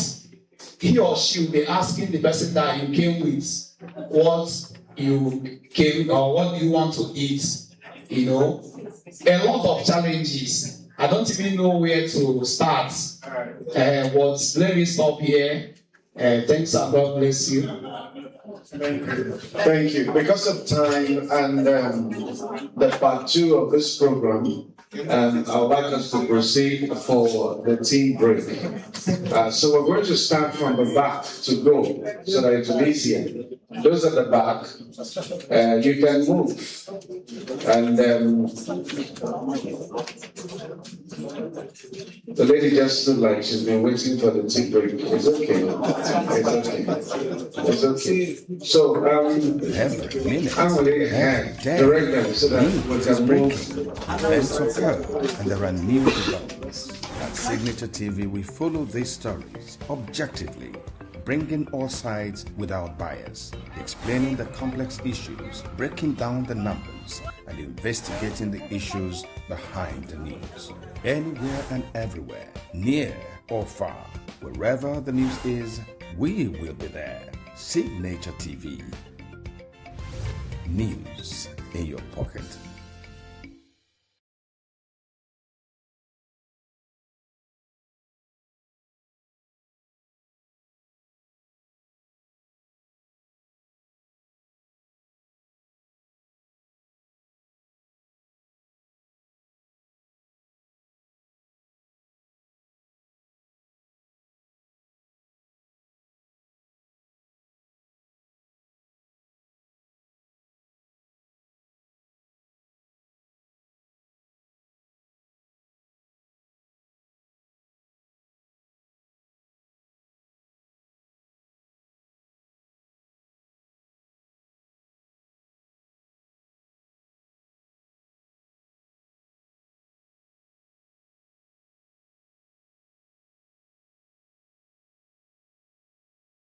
And widows. You know, an occasion like this, a lot of men should be invited instead of women. A lot of men should be invited instead of women. So as when they witness a documentary like this, some of them can change their attitude. I would have encouraged the men, if most of us are here, to always protect our female genders. People like us, we are he for she. We are he for she. We are equal. Men and women are equal. Women are requesting for 35% affirmative action. But if you come to church, they are the one building the church. Those of us in community leadership, it is even the women. When they say they want to do this thing, women and youth, you will see the thing going on. Why are we subjecting them to the back door? If you continue inviting your women folks, how will those people? Somebody said, Nandiana go Puchuku, Ada Oka. People you are spreading the gospel to. How I go? They have been hearing it day after day, month after month, and year after year. But those people who need that gospel, they are not in the church. So I want to encourage the organizers, when next you want to do this thing, invite more men. Thank you.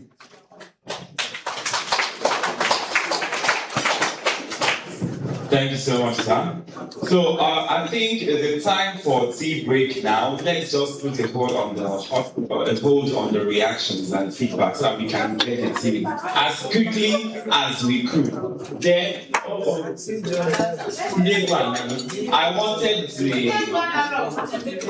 wanted them to keep this place lively while we are eating. It's part of the entertainment. So can they just entertain us while we eat? So when we are done, they can eat. Lillian, please can you bring them back? Let's just have a little entertainment while we eat. While we eat. Let's have a little entertainment. They will be entertained a little much. They will eat a little much later. But let them just come and entertain people while we eat. I wonder why they're prepared eating first before us. Alright. Please, can we be quick? Lillian, can you facilitate our lady? Can we be quick? Okay. So can we squeeze in one more reaction while we are waiting for them? One more, just one, while we're waiting for them.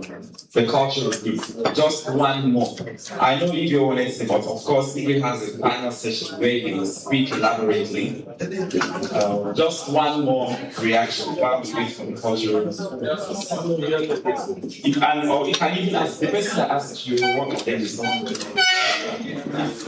So you can react to that just before. Okay, later. Fine.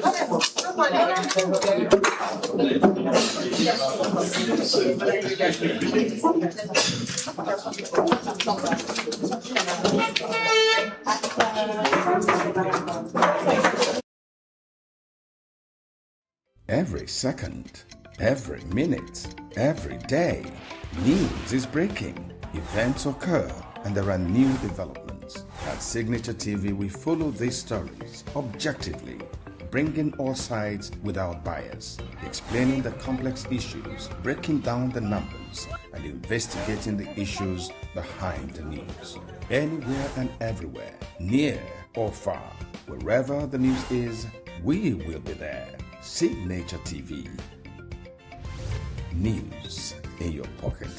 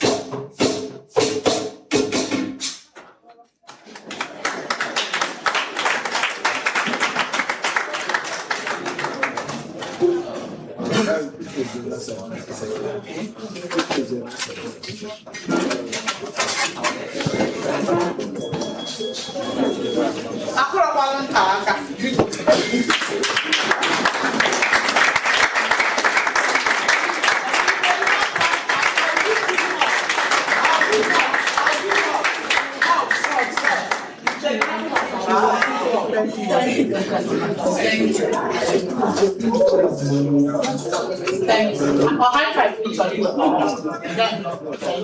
Thank you so much. All right. I think everyone's got breakfast. Please, if not eaten, kindly indicate. So I think everybody, a round of applause, even though they are not here, for the Atlanta Cultural Group. A big round of applause for them.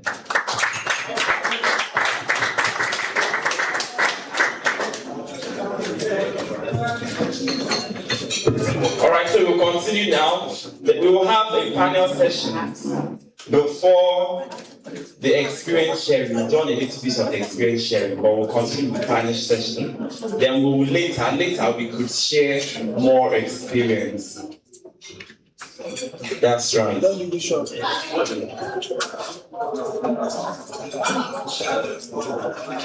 Okay, Lillian, all right, so I hope the chairman of the panel, the leading the panelists, the moderator, I beg your pardon, I can see him still chopping some chicken. I hope you're ready. The panel, the plenary session today, we will look at Women Speak Justice, Amplifying Grassroots Voices for Political and Cultural Reform. That's amplifying voices for policy and cultural reform. Like I said, I'm really happy that the people we have in the panelists are the ones who have been championing this cause for very long, for some time now. People like Barrister Nenanese, Larry Ogwego, the most friendly, I'm giving my award, this is my own award, or maybe later I'll make it actually the most friendly, radio-friendly activist in Nigeria. Arguably. He's I've known him for a very long time, all the way when I was in Purity FM in Oka. He's been the same. He does it sometimes. I wonder these artists, so sometimes they don't fear. They can talk to anybody. They don't care whether maybe at night they will come and release them, or maybe, they have this special, they've developed a thick skin.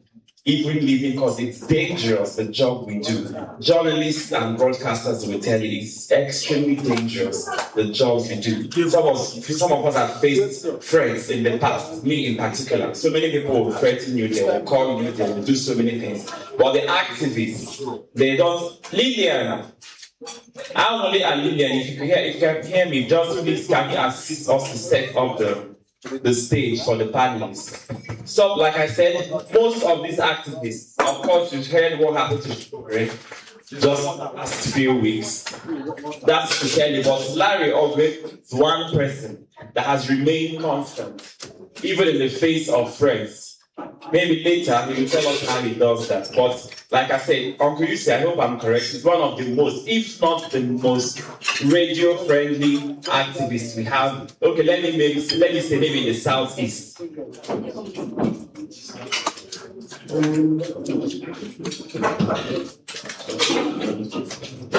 So please, as we call on them, I'd like you to welcome them. Big, massive round of applause for all of them. Rounds of, I beg your pardon, for all of them. That's right. Of course, the panel moderator is, I've introduced him earlier. His part is my co-MC, the one and only. You see the MC. Please put your hands together for him. You see the MC. Of course, please, can I have a brief, just a little brief here? If you have UC, just show me UC's own. I know everything about him, but just in case you don't have. Not Larry, UC the MC, Uche, Gabriel. Lillian, 1 minute.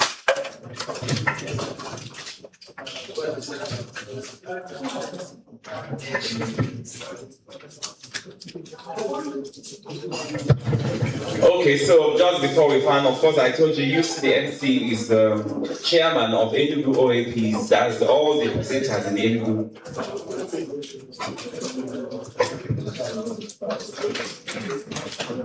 The MC, like I said, is the chairman of all the ENUGU presenters. Please, and he's also the general manager, Solid FM. Meanwhile, he has worked, if I'm correct, in more than 5 different radio stations. Don't ask me why. But to tell you the kind of experience, over this person is an ancestor in this job, over 20 years. I think the only person that may have more experience than God that. But, or maybe equal, but we are not equals. Please put your hands together for Uche Umar Gabriel, aka UCDMC, then Elias, King of the Airwaves. Ask him what's the difference between AK and Elias. I don't even know, but just take it like that. Then the next person, of course, I told you, he's arguably most radio-friendly activist in the Southeast. Ladies, please, I'd like to have Uncle Larry's profile. I'll just read a little. Yes. Of course, the Nigerian who believes that ordinary citizens can transform themselves and their nation if they consistently insist on doing what is right. That's right. He founded the Greater Tomorrow Initiative, GTI, a youth development organization that later gave birth to HRVC, that's the Human Rights Volunteer Corps, a people-driven human rights movement. He is the national coordinator of the Human Rights Volunteer Corps and the civil society team lead for the Nigeria Policy Program MPP Enugu State. Larry worked for many years as a facilitator and with the Institute for National Transformation, NT. He's worked in so many places. I'm just scanning through Gambia, Uganda, Kenya, Ghana, South Africa. You should be clapping by now. He's been all these places. He facilitated and conducted training in different parts of Nigeria. In fact, in all the states in Nigeria. It's not different, all.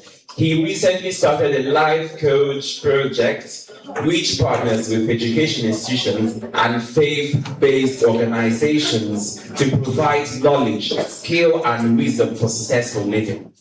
Please, ladies and gentlemen, with a big round of applause, let's welcome this social entrepreneur and a serial entrepreneur with interest in many small and medium enterprises. Larry Ogbe, ladies and gentlemen. We call him Uncle Larry. That's right. I'm trying to be very fast. I'll scan through there. We can give you later if you want the profile. Someone has set on our projector. All right. Then, of course, like I said, the very first, I may be wrong, but let me hazard the speech. If I'm wrong, then people should correct me. Because or you see, I think she's the first female Guber candidate in ENUGU State. She's the very first. No woman has ever want to become governor, but she dared to dream. Visit by just like this. That time, I remember I was in INEC. I was working with INEC that time, but they told us not to stay. You know, that's right. And you know, like prophecy, she may be the first woman to be governor in ENUGU State. I know she has an NGO.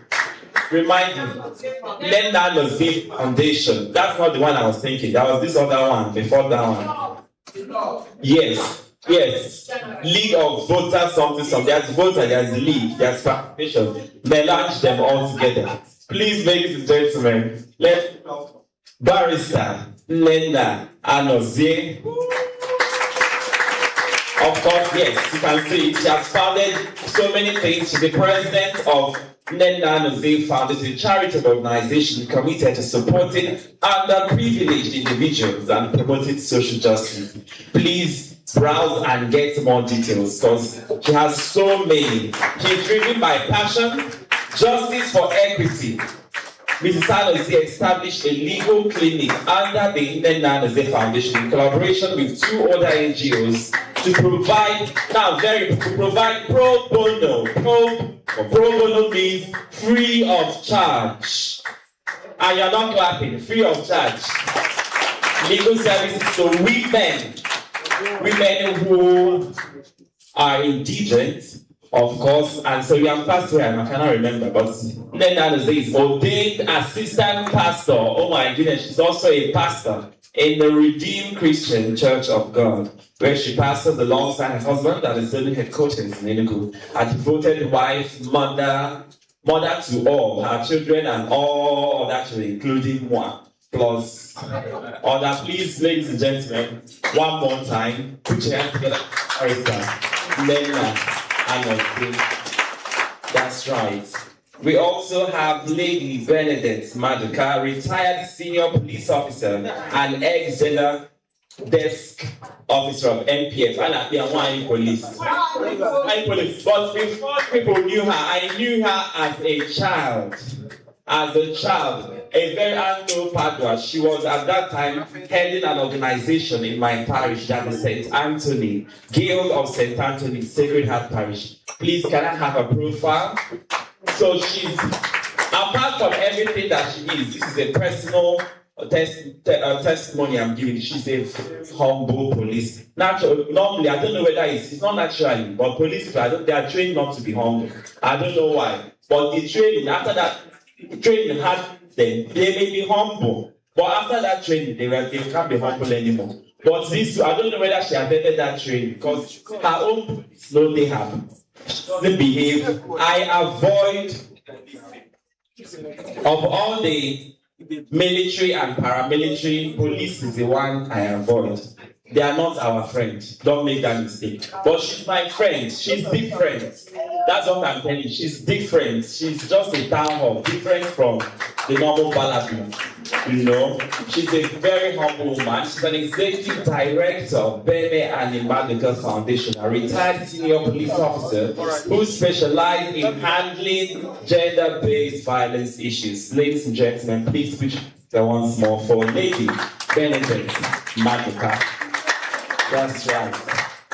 The final panelist is not final. We have Blessing Aleke. Beg your pardon. She's a gender advocate. She's a retired head teacher, a widow. She was the chairman of Isikwe Welfare Union in Oji River, Oben, from 1983. Oh my goodness. Some of us are not born at that time. Secretary, St. Anglican Church, Oji River, Women Meeting, and Financial Secretary. So she's trusted, she can be trusted with money. Anywhere you see Financial Secretary, just ask, the person is trustworthy.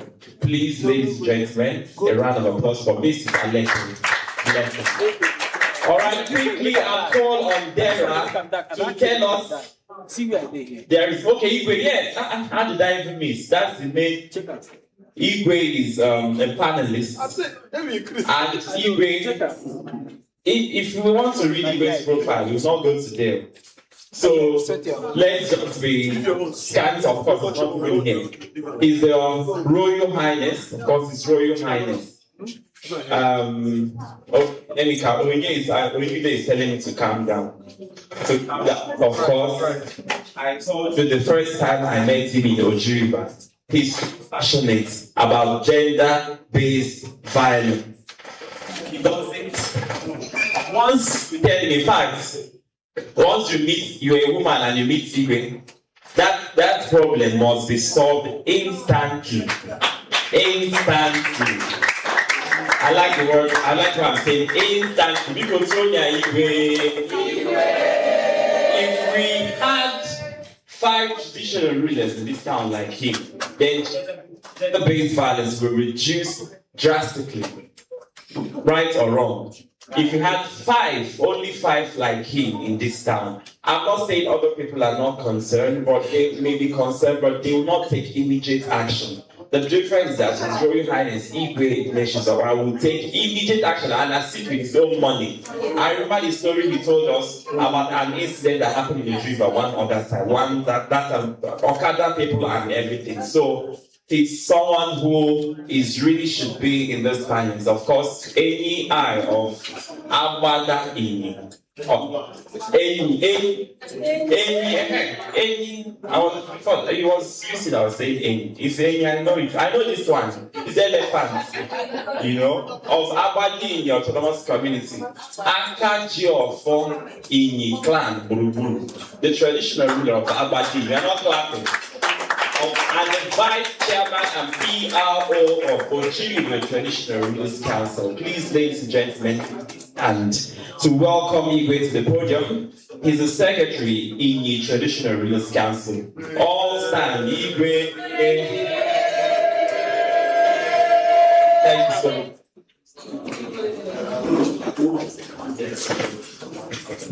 All right, so please may we have a seat. That's right. The panel will be talking, I told you, women speak justice, amplifying grassroots voices for policy and cultural reform. Before I hand the microphone to the moderator, I'd like to call on Aoli to tell us exactly what we need to take out from this panel discussion. Of course, Aoli is our program officer in Ada Oji River Optimal Communication. Please put your hands together for the pretty Aoli. Thank you so much. Thank you. Although you caught me midway while I was having my tea, so I'll go back after this. Thank you so much. We're about to get into the panel session, and this is also a major highlight of the event. The panel, as we know, usually follows several speeches, the keynote and other presentation or addresses by the distinguished guests at the event. But it's an opportunity to tease out deeper aspects or elements of the conversation. And you will agree with me that there could be no better lineup. I always have a lot, and the distinguished person that we also have in the person of the distinguished person that we also have in the person of the police officer and the survivor who has also been very active in the gender advocacy spaces. So this panel is supposed to help us understand how violence, and with Igwe here being a beacon of authority, within the local community, I think he is in the right place to speak to how local institutions, local leadership can be an ally in addressing sexual and gender-based violence. There is also the legal perspective, which Barrister Nenda will also be, taking us through. What do the laws say about sexual and gender-based violence, and how can it come together to help us perpetrate justice or administer justice in the case of sexual and gender-based violence. Also, we'll also be looking at how the media, Uncle Larry is a media man, more or less, and we'll also be looking at how the media can be leveraged to amplify actions against SGBV. So this panel will help us, through the perspectives of the panelists, help us understand deeper and diverse issues that tie to sexual and gender-based violence. And what we've been doing at Adoro Jiriba, through our town halls, through our meetings, through our weekly radio program, is simply to amplify actions, amplify voices of people in the minority and the margins regarding sexual and gender-based violence. So with this, I will once again welcome the panelists. And of course, also, I cannot forget that there is also no better person to drive the session than Mr. Uche Gabriel, the managing director. And I trust that he will do justice by the best questions from the panelists. So thank you so much and enjoy the session. All right, let's get it started. If you want to clap once more, like no one is forcing you. Uche Gabriel is my name, and I'm a broadcast journalist. And I love conversations because they get you thinking. And I'm hoping that the issues that will be thrown up, can we have one house, please?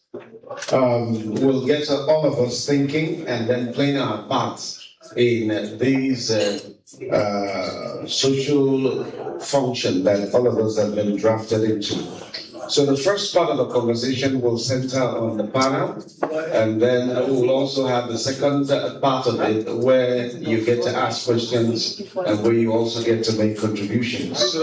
I want to welcome everyone on the panel, and let's start with centering women's voices and lived experiences. So I'm going to direct my first question to Mrs. Blessing Aleke. Many times, rural women are the least heard in decision-making spaces. And I'm wondering what mechanisms can ensure that their stories directly inform policies at local and state levels. Thank you. Do I sit down or stand up? No, stay where you are. Just sit down. Okay. Yes. Thank God for this gathering today. Our women, just like the Reverend Father said, enlightenment and mindset is the problem of our women today. Bring the mic closer to you. Especially at the grassroots level. We have NGOs, and those NGOs that are working hard, they're seriously working hard. Because when I retired, that was when I entered into NGO, because I'm interested in our women, how to, in mobilizing them, in making them to speak out. So there and then, I entered WACO. I entered National Council for Women's Society. I was the president of Ujiriba then. So there, I was given the opportunity to be traveling, to be involved in most of the meetings where Igbes. I go to Igbes where they have their meetings. When I want them to add women, to include women in the decision making and policy making, I and my secretary, my PRO, the executive of our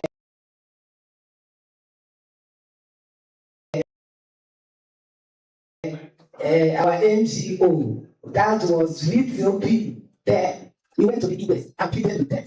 and they listen to us, and most of them started including women in their ENUGU cabinets. So today, even we have our 6 councillors being women in Oti River. They are now involved in advocacy. They are now involved in decision making and policy making. So I believe that if all our Igwes, if they continue as they are doing now, that is recognizing women, you see that there will be a lot of changes, because we women are the powerhouse in every family, in our society, in our state, in our nation today. So I believe that if women are being added in whatever level that decision making are being carried out, we believe that things will be okay. Okay, let me quickly move to virus and then NOC. A lot has been achieved, but a whole lot needs to be achieved. So in your experience, what are the most overlooked realities faced by women and girls, both in the rural and urban communities, when seeking justice or redress? Thank you.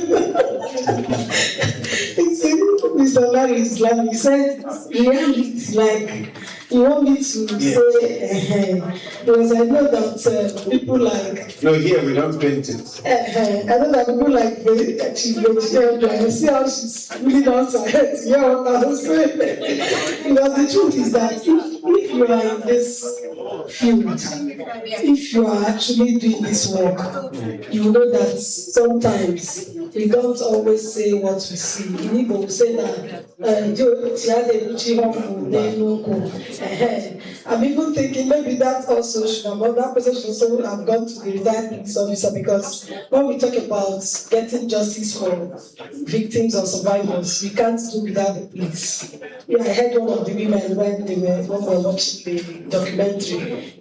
She said they got involved with the police and the police helped us, today the person is in prison custody. So the reality is that for us as lawyers, for instance, we do our best, and then some of us who are also into the NGO space, we do our best to see that justice is served both to the perpetrator and to the survivor.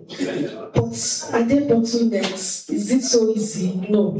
Sometimes you're met with, a lot of stumbling blocks. Because some people have said we should have more laws, and I tell them that having more laws is not really our challenge.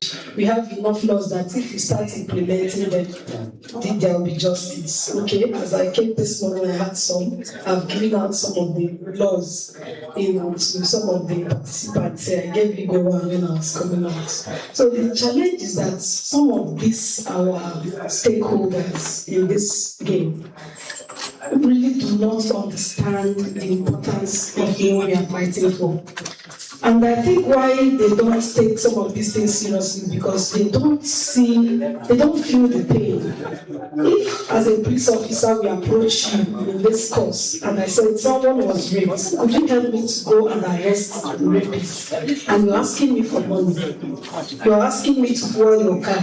You're asking me so many things. I mean, it shows that you have not put yourself in the place of that person. Because you could have said, you mean rape? A child of 13 years was raped? Because this is what we see when we refer some of these people to the police. They tell us, I don't have money. And sometimes we, the ones, the CSOs and agents, we are meant to pay from our pockets, and nobody is reimbursing us. This is what we are doing out of passion and out of humanity. All right? So when we come to you and they are not even showing any kind of concern, they are calling you on phone and you are busy turning the person up and down, see, we are coming to beg you for money. They are saying, just do your work. Do the right thing you're supposed to do so that justice will be served. You're asking for money, you are delaying, and with that delay and everything, even the evidence can be tampered with. I really thank God for this advent of our new law, the VAP law, because before now, for you to prove a rape case, for instance, in the court, using the criminal code and all of that, was very, very difficult. All right? How simplified is it right now? Because of the Yes, it's being simplified now because VAP has even widened or broadened the definition of rape. So when you now want to escape from whether there was penetration and all of that, you will not, because in one way or the other, the VAP law will catch up with you. Even though we are still facing the challenge of some of these prosecutors prosecuting under the VAP law. The issue of the woman that alleged that the husband defied his two children, two daughters. I was reading the charge sheet. It was still under the criminal code. So it's high time. So part of what we see that we are met with people who have not understood these laws. They've not understood what these laws came to do to ease this work for us. So those are the realities. There's issue of give us money from those who should be after delivering justice. There is issue of not understanding these laws and not prosecuting these people with these laws that will just make it so easy for the perpetrator to go to jail, all right, or be reprimanded or anything, made to pay compensation, because that's one of the things that you find in this law. There's room for compensation. So that those days I just go to court, maybe after as the man went to jail, that's all. No, what about compensation? You get so those are the realities. If you ask me. So will you say, in spite of the realities, that progress has been made? Progress has been made so far because a lot of NGOs here will bear me witness that we've had some of these perpetrators brought to book, and we've been pushing for even special courts where these things can be given urgent attention, because that's one of the things. By the time it's dragging and all of that, sometimes they say justice delayed can be justice denied. So taking a long time, if we can have a mobile court where just as you come, there's evidence, the person is tried, and the matter is settled. All right. But so far there's been an improvement in awareness, because these women, I know some of them also, I worked to ensure that they got their justice. Some of the women that we saw here. So if not for the efforts of some of us, the NGOs and some of the stakeholders, they would have known their rights. So there's so much awareness now. People are really, and then some of these, like the security agencies and some institutions, know that the eyes of the NGOs are looking at them. So sometimes you see them don't. Once you say, I've reported to so NGO, they'll say, okay, they'll put in more seriousness. So I think a whole lot of progress has been made. Okay. But we still need more. Let me engage Larry Rodrigo, and there's someone who does a job because it comes with a lot of backlash, and you're seen as the enemy of the institution, because it's like on a constant note, you're opposed to a whole lot of things. Okay, so you have been talking about human rights from the days of Cosmo up to this moment. And so, I'm sure you was uploaded into gender-based issues. What I want to ask is it possible that we can get policymakers and advocates to avoid speaking for, it's okay to speak for these women, but I also think that it's even more powerful when they speak for themselves. We don't seem to have an environment that allows them to speak freely. Sometimes the problem starts even after speaking. So I'd like you to weigh in on this. Yeah, thank you. I think the challenge we have here is that the people who are the policymakers and the decision makers usually will be heavily indicted if these victims speak freely. So sometimes we don't want victims to speak because in the course of their speaking, a lot of people will be seen not to be doing their jobs, or not to do their jobs the way they ought to do the job. So we suppress information because usually we don't want to be put on the spot. And we cannot really make progress in managing sexual and gender-based violence until we create platforms that will enable us to listen to the victims. Because the testimony, the story of a victim, not only speaks about the lapses of our institutions, and sometimes the lapses of all of us, but it also speaks to conscience. There's a difference between what Larry Fego narrates on radio that it happened to someone, and then the person telling her story. So there are several reasons why we tend to stifle those voices. We've been in a position where we handle cases that happen in rural areas. And you notice that in many cases, some persons in those rural areas would want to stifle the case, maybe child molestation and all of that, because they will say it to give a bad name to their community. Things as simple as that. Some people from the family of the victims will say you can't speak up because, so how are you going to marry? This is a small girl, so is she going to marry if everybody gets to know that she was abused in this manner? So there are several issues that are involved, but I think one of the most critical that we must speak to is the fact that people want to cover up their ineptitude. People, in the course of trying to protect so-called reputation, allow something that is terrible to continue. What we have noticed is this, and I think it will encourage all of us to allow victims to speak up. When it's our relation, daughter, niece, maybe a friend's child, we all rise up in arms and we want to nail the person who did it. But when our own relation is budget, or we want to negotiate, we want to give insults, and we have double standards as a people. We are very emotional people. These are realities of our time. We are very emotional people. We don't have the same standards for everybody. I mean, the former president of France just came out of jail 3 weeks, and they are still trying him. It won't happen in Africa. Rarely happens. Yeah.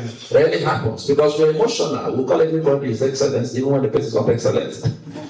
Okay. So we need to begin to have that conversation. I'd like you to address an issue. There are issues you raised about, with blowing up this thing. Okay, so I want to find out to what extent is that a cogent reason? And is it not possible that we can get people to speak and at the same time protect their identity? Well, we can move past that. Honestly speaking, this generation is not interested in whether a person was maybe sexually abused or not. Let me state clearly, if you follow the story in the past, there was a young lady that alleged, and it was on national media, that a popular pastor sexually abused her. And while she was going through all of this saga, she was married to a star, another star, who supported her to seek justice. Times have changed. That's the truth. We are living in the past. The people who assume that the person will not be able to marry are usually the old men with apologies to Igwe, who may not understand. No Now let me explain. In those days, families got married to families. Igwe can attest to that. The elders can attest to that. Families get married. So your son wants to marry my daughter. We ask questions. The two families will agree. Those questions will include all of these issues. Now young people marry for love. I love her. Despite, in fact, I love her because she's resident. Despite what she passed, look at what she can achieve. I love her because of what she has passed. In fact, this is an NGO that is working. I want to be part of it. So times have changed. And I think we have to move on with the times. I think we need to understand that those fears may not be enough reason. In fact, there are not enough reason to say people shouldn't speak up. There are circumstances under which, like the law provides for protecting the privacy of the person, for instance, during trial. But I think we need to use the media to call out the person who perpetrates an act of rape or similar crime. My position is that the person who was raped should not be on trial and should not be ashamed. The person who should be ashamed, the person who raped her. So I don't understand why we should be victimizing or judging the person who was raped rather than judging the person who raped her. I've not seen a place where an armed robbery victim was blamed because the armed robber robbed the victim. We blame the robber, not the victim. So when we change our perspective and understand that it is not the person's fault that a pervert decided to rape her, then just that perspective will change a whole lot of things. So I think people should be bold enough to start our own Me Too movement. Remember, people should be able to come out and say, this happened to me. You can imagine that royalty has been stripped of all the benefits of royalty in the United Kingdom because of one girl's testimony. One girl. When we begin to bring down these people, and people know that there are consequences for such behavior. There are consequences for such behavior. If families who negotiate, traditional institutions who say she won't marry, family members who say happier. There's when people know that there will be consequences, then there will be deterrence. Okay, let's get to the retired police officer. Lady Bennett, you will agree with me that when you talk about law enforcement, it is at the center of a conversation. If we're going to jail anybody, police must come in, law enforcement must come in. But it doesn't appear that the law enforcement agencies are doing their job. They're not rising to the occasion. And sometimes you bring the fact that you were raped to the police station. They start another interrogation that is embarrassing. Okay?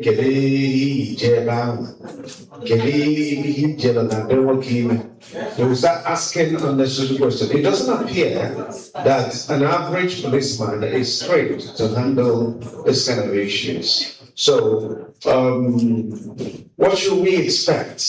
Can we expect something better from law enforcement agencies? And in your course of service, did you meet cases like that, and how was it handled? Thank you, Uncle Yusuf. You know, in 2012, when the JFID came, they invited all the gender officers for 3 months capacity training. Okay. When we were trained, I was among them because I was in charge of, I was the gender officer NTD, police in the Igbo call them the Sokorano police station. I worked there for 10 years. So after the training, there was a change. Initially, in some offices, some stations, when you go to the police station, a man will be in charge of the gender. But after the training, it was made that a woman should be in charge. And somebody at the rank has come up for you to talk. Because if you were rank and file, we call rank and file the junior ones. You can't talk when the DPO is talking. Like myself, I'm retired as a superintendent of police. I was the same rank with my DPO. So when such cases come up, definitely they will call me.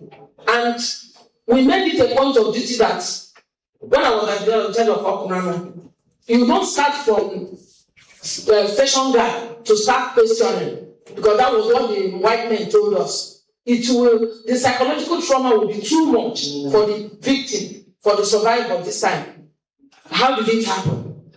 Just like the case, a woman came to report that the husband had threatened to kill her. The policeman at the gate, Sunday, told her, please, if you know that thing, when they beg you for night, don't give her. So when the woman cried, I heard it. I put Sunday in itself. Because you don't know, before a woman could make up, before a woman could make up, come and call the husband, it is getting out of hand.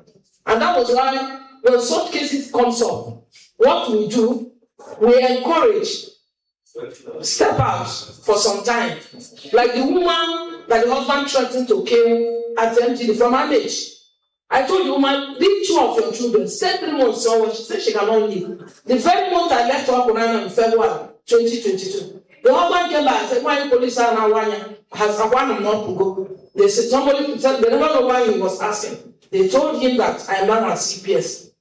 He went and killed the wife that night. Yes.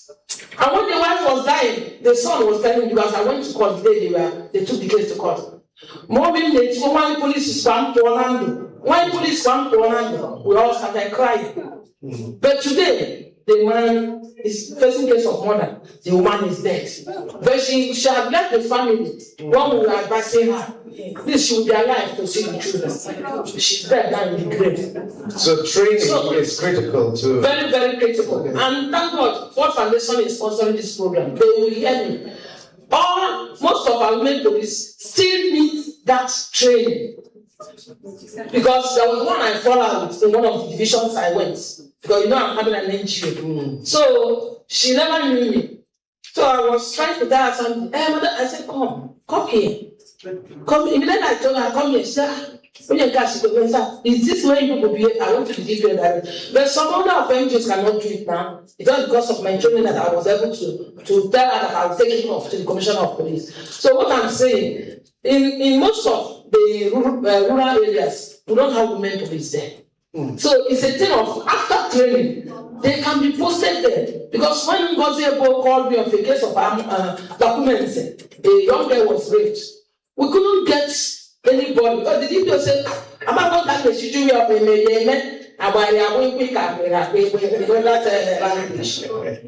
So there are things we need to know. In fact, seriously, the police women that are still serving need to be trained. Since 2012, I've been working with even the Nigerian Police Program. I've been working going for many trainings. Okay. That's it. All right. You are a retired policewoman. You're also a woman. Okay. So, but I think I'm disappointed at the way some women, even see gender-based violence. You hear that a woman is raped. Especially some of them that go to church. I don't know what just comes up in their head. Instead of facing, the real issue is that somebody was raped. Then they start tackling other issues. What were you wearing when you went there? Why did you visit the man in the house and all of that? So I don't know.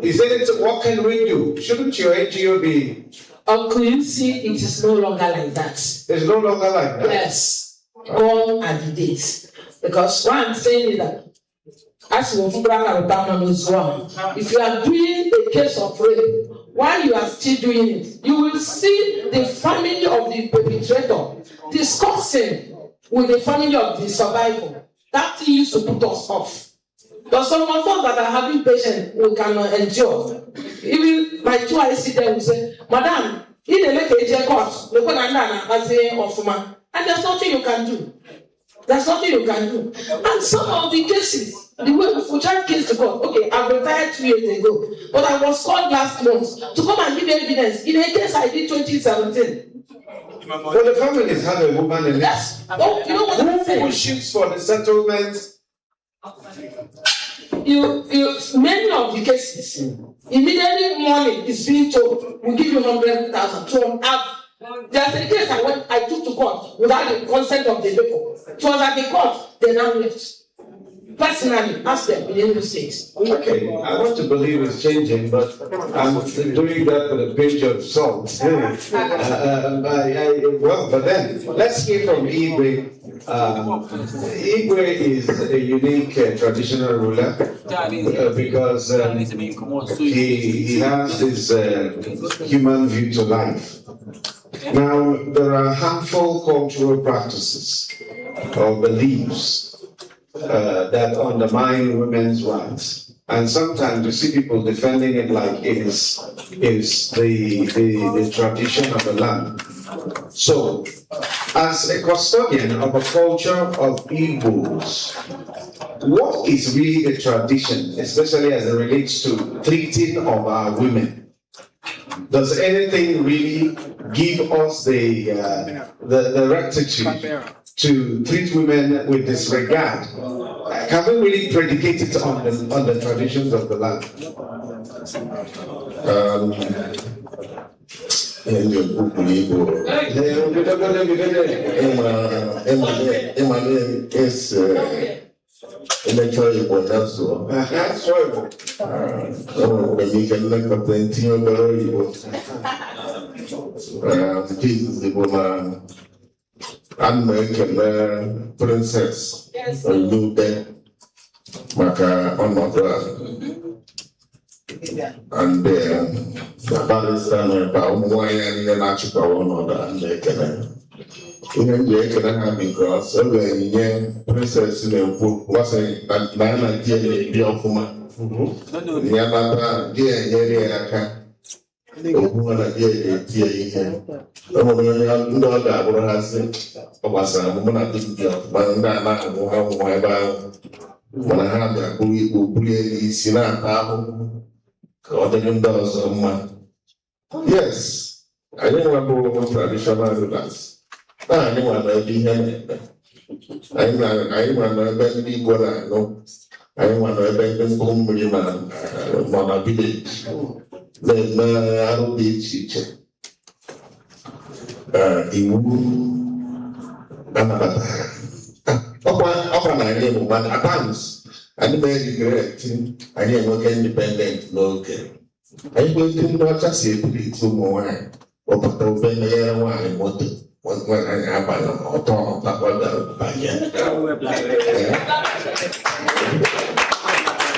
Anụmanụ kedu ihe anyị mụtaziri wee nwee independent na anyị arọchikakwana ya.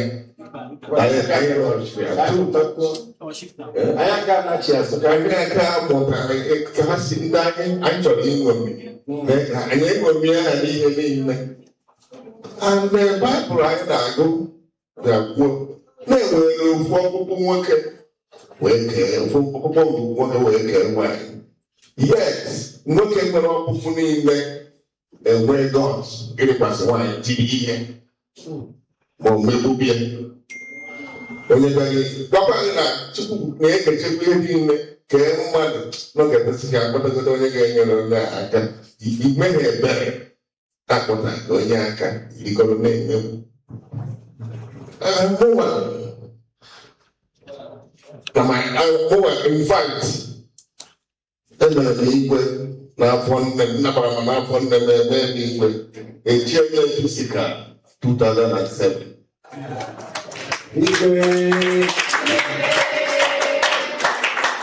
Mana Chineke mere m igwe tinye m n'afọ nne m mpụta ụwa ejije eme fisikal 2007. Wee kenye Chukwu. And ikpe izizi mkpere na my parents between my mother and onye ọzọ and ikpe mara my mother si amama.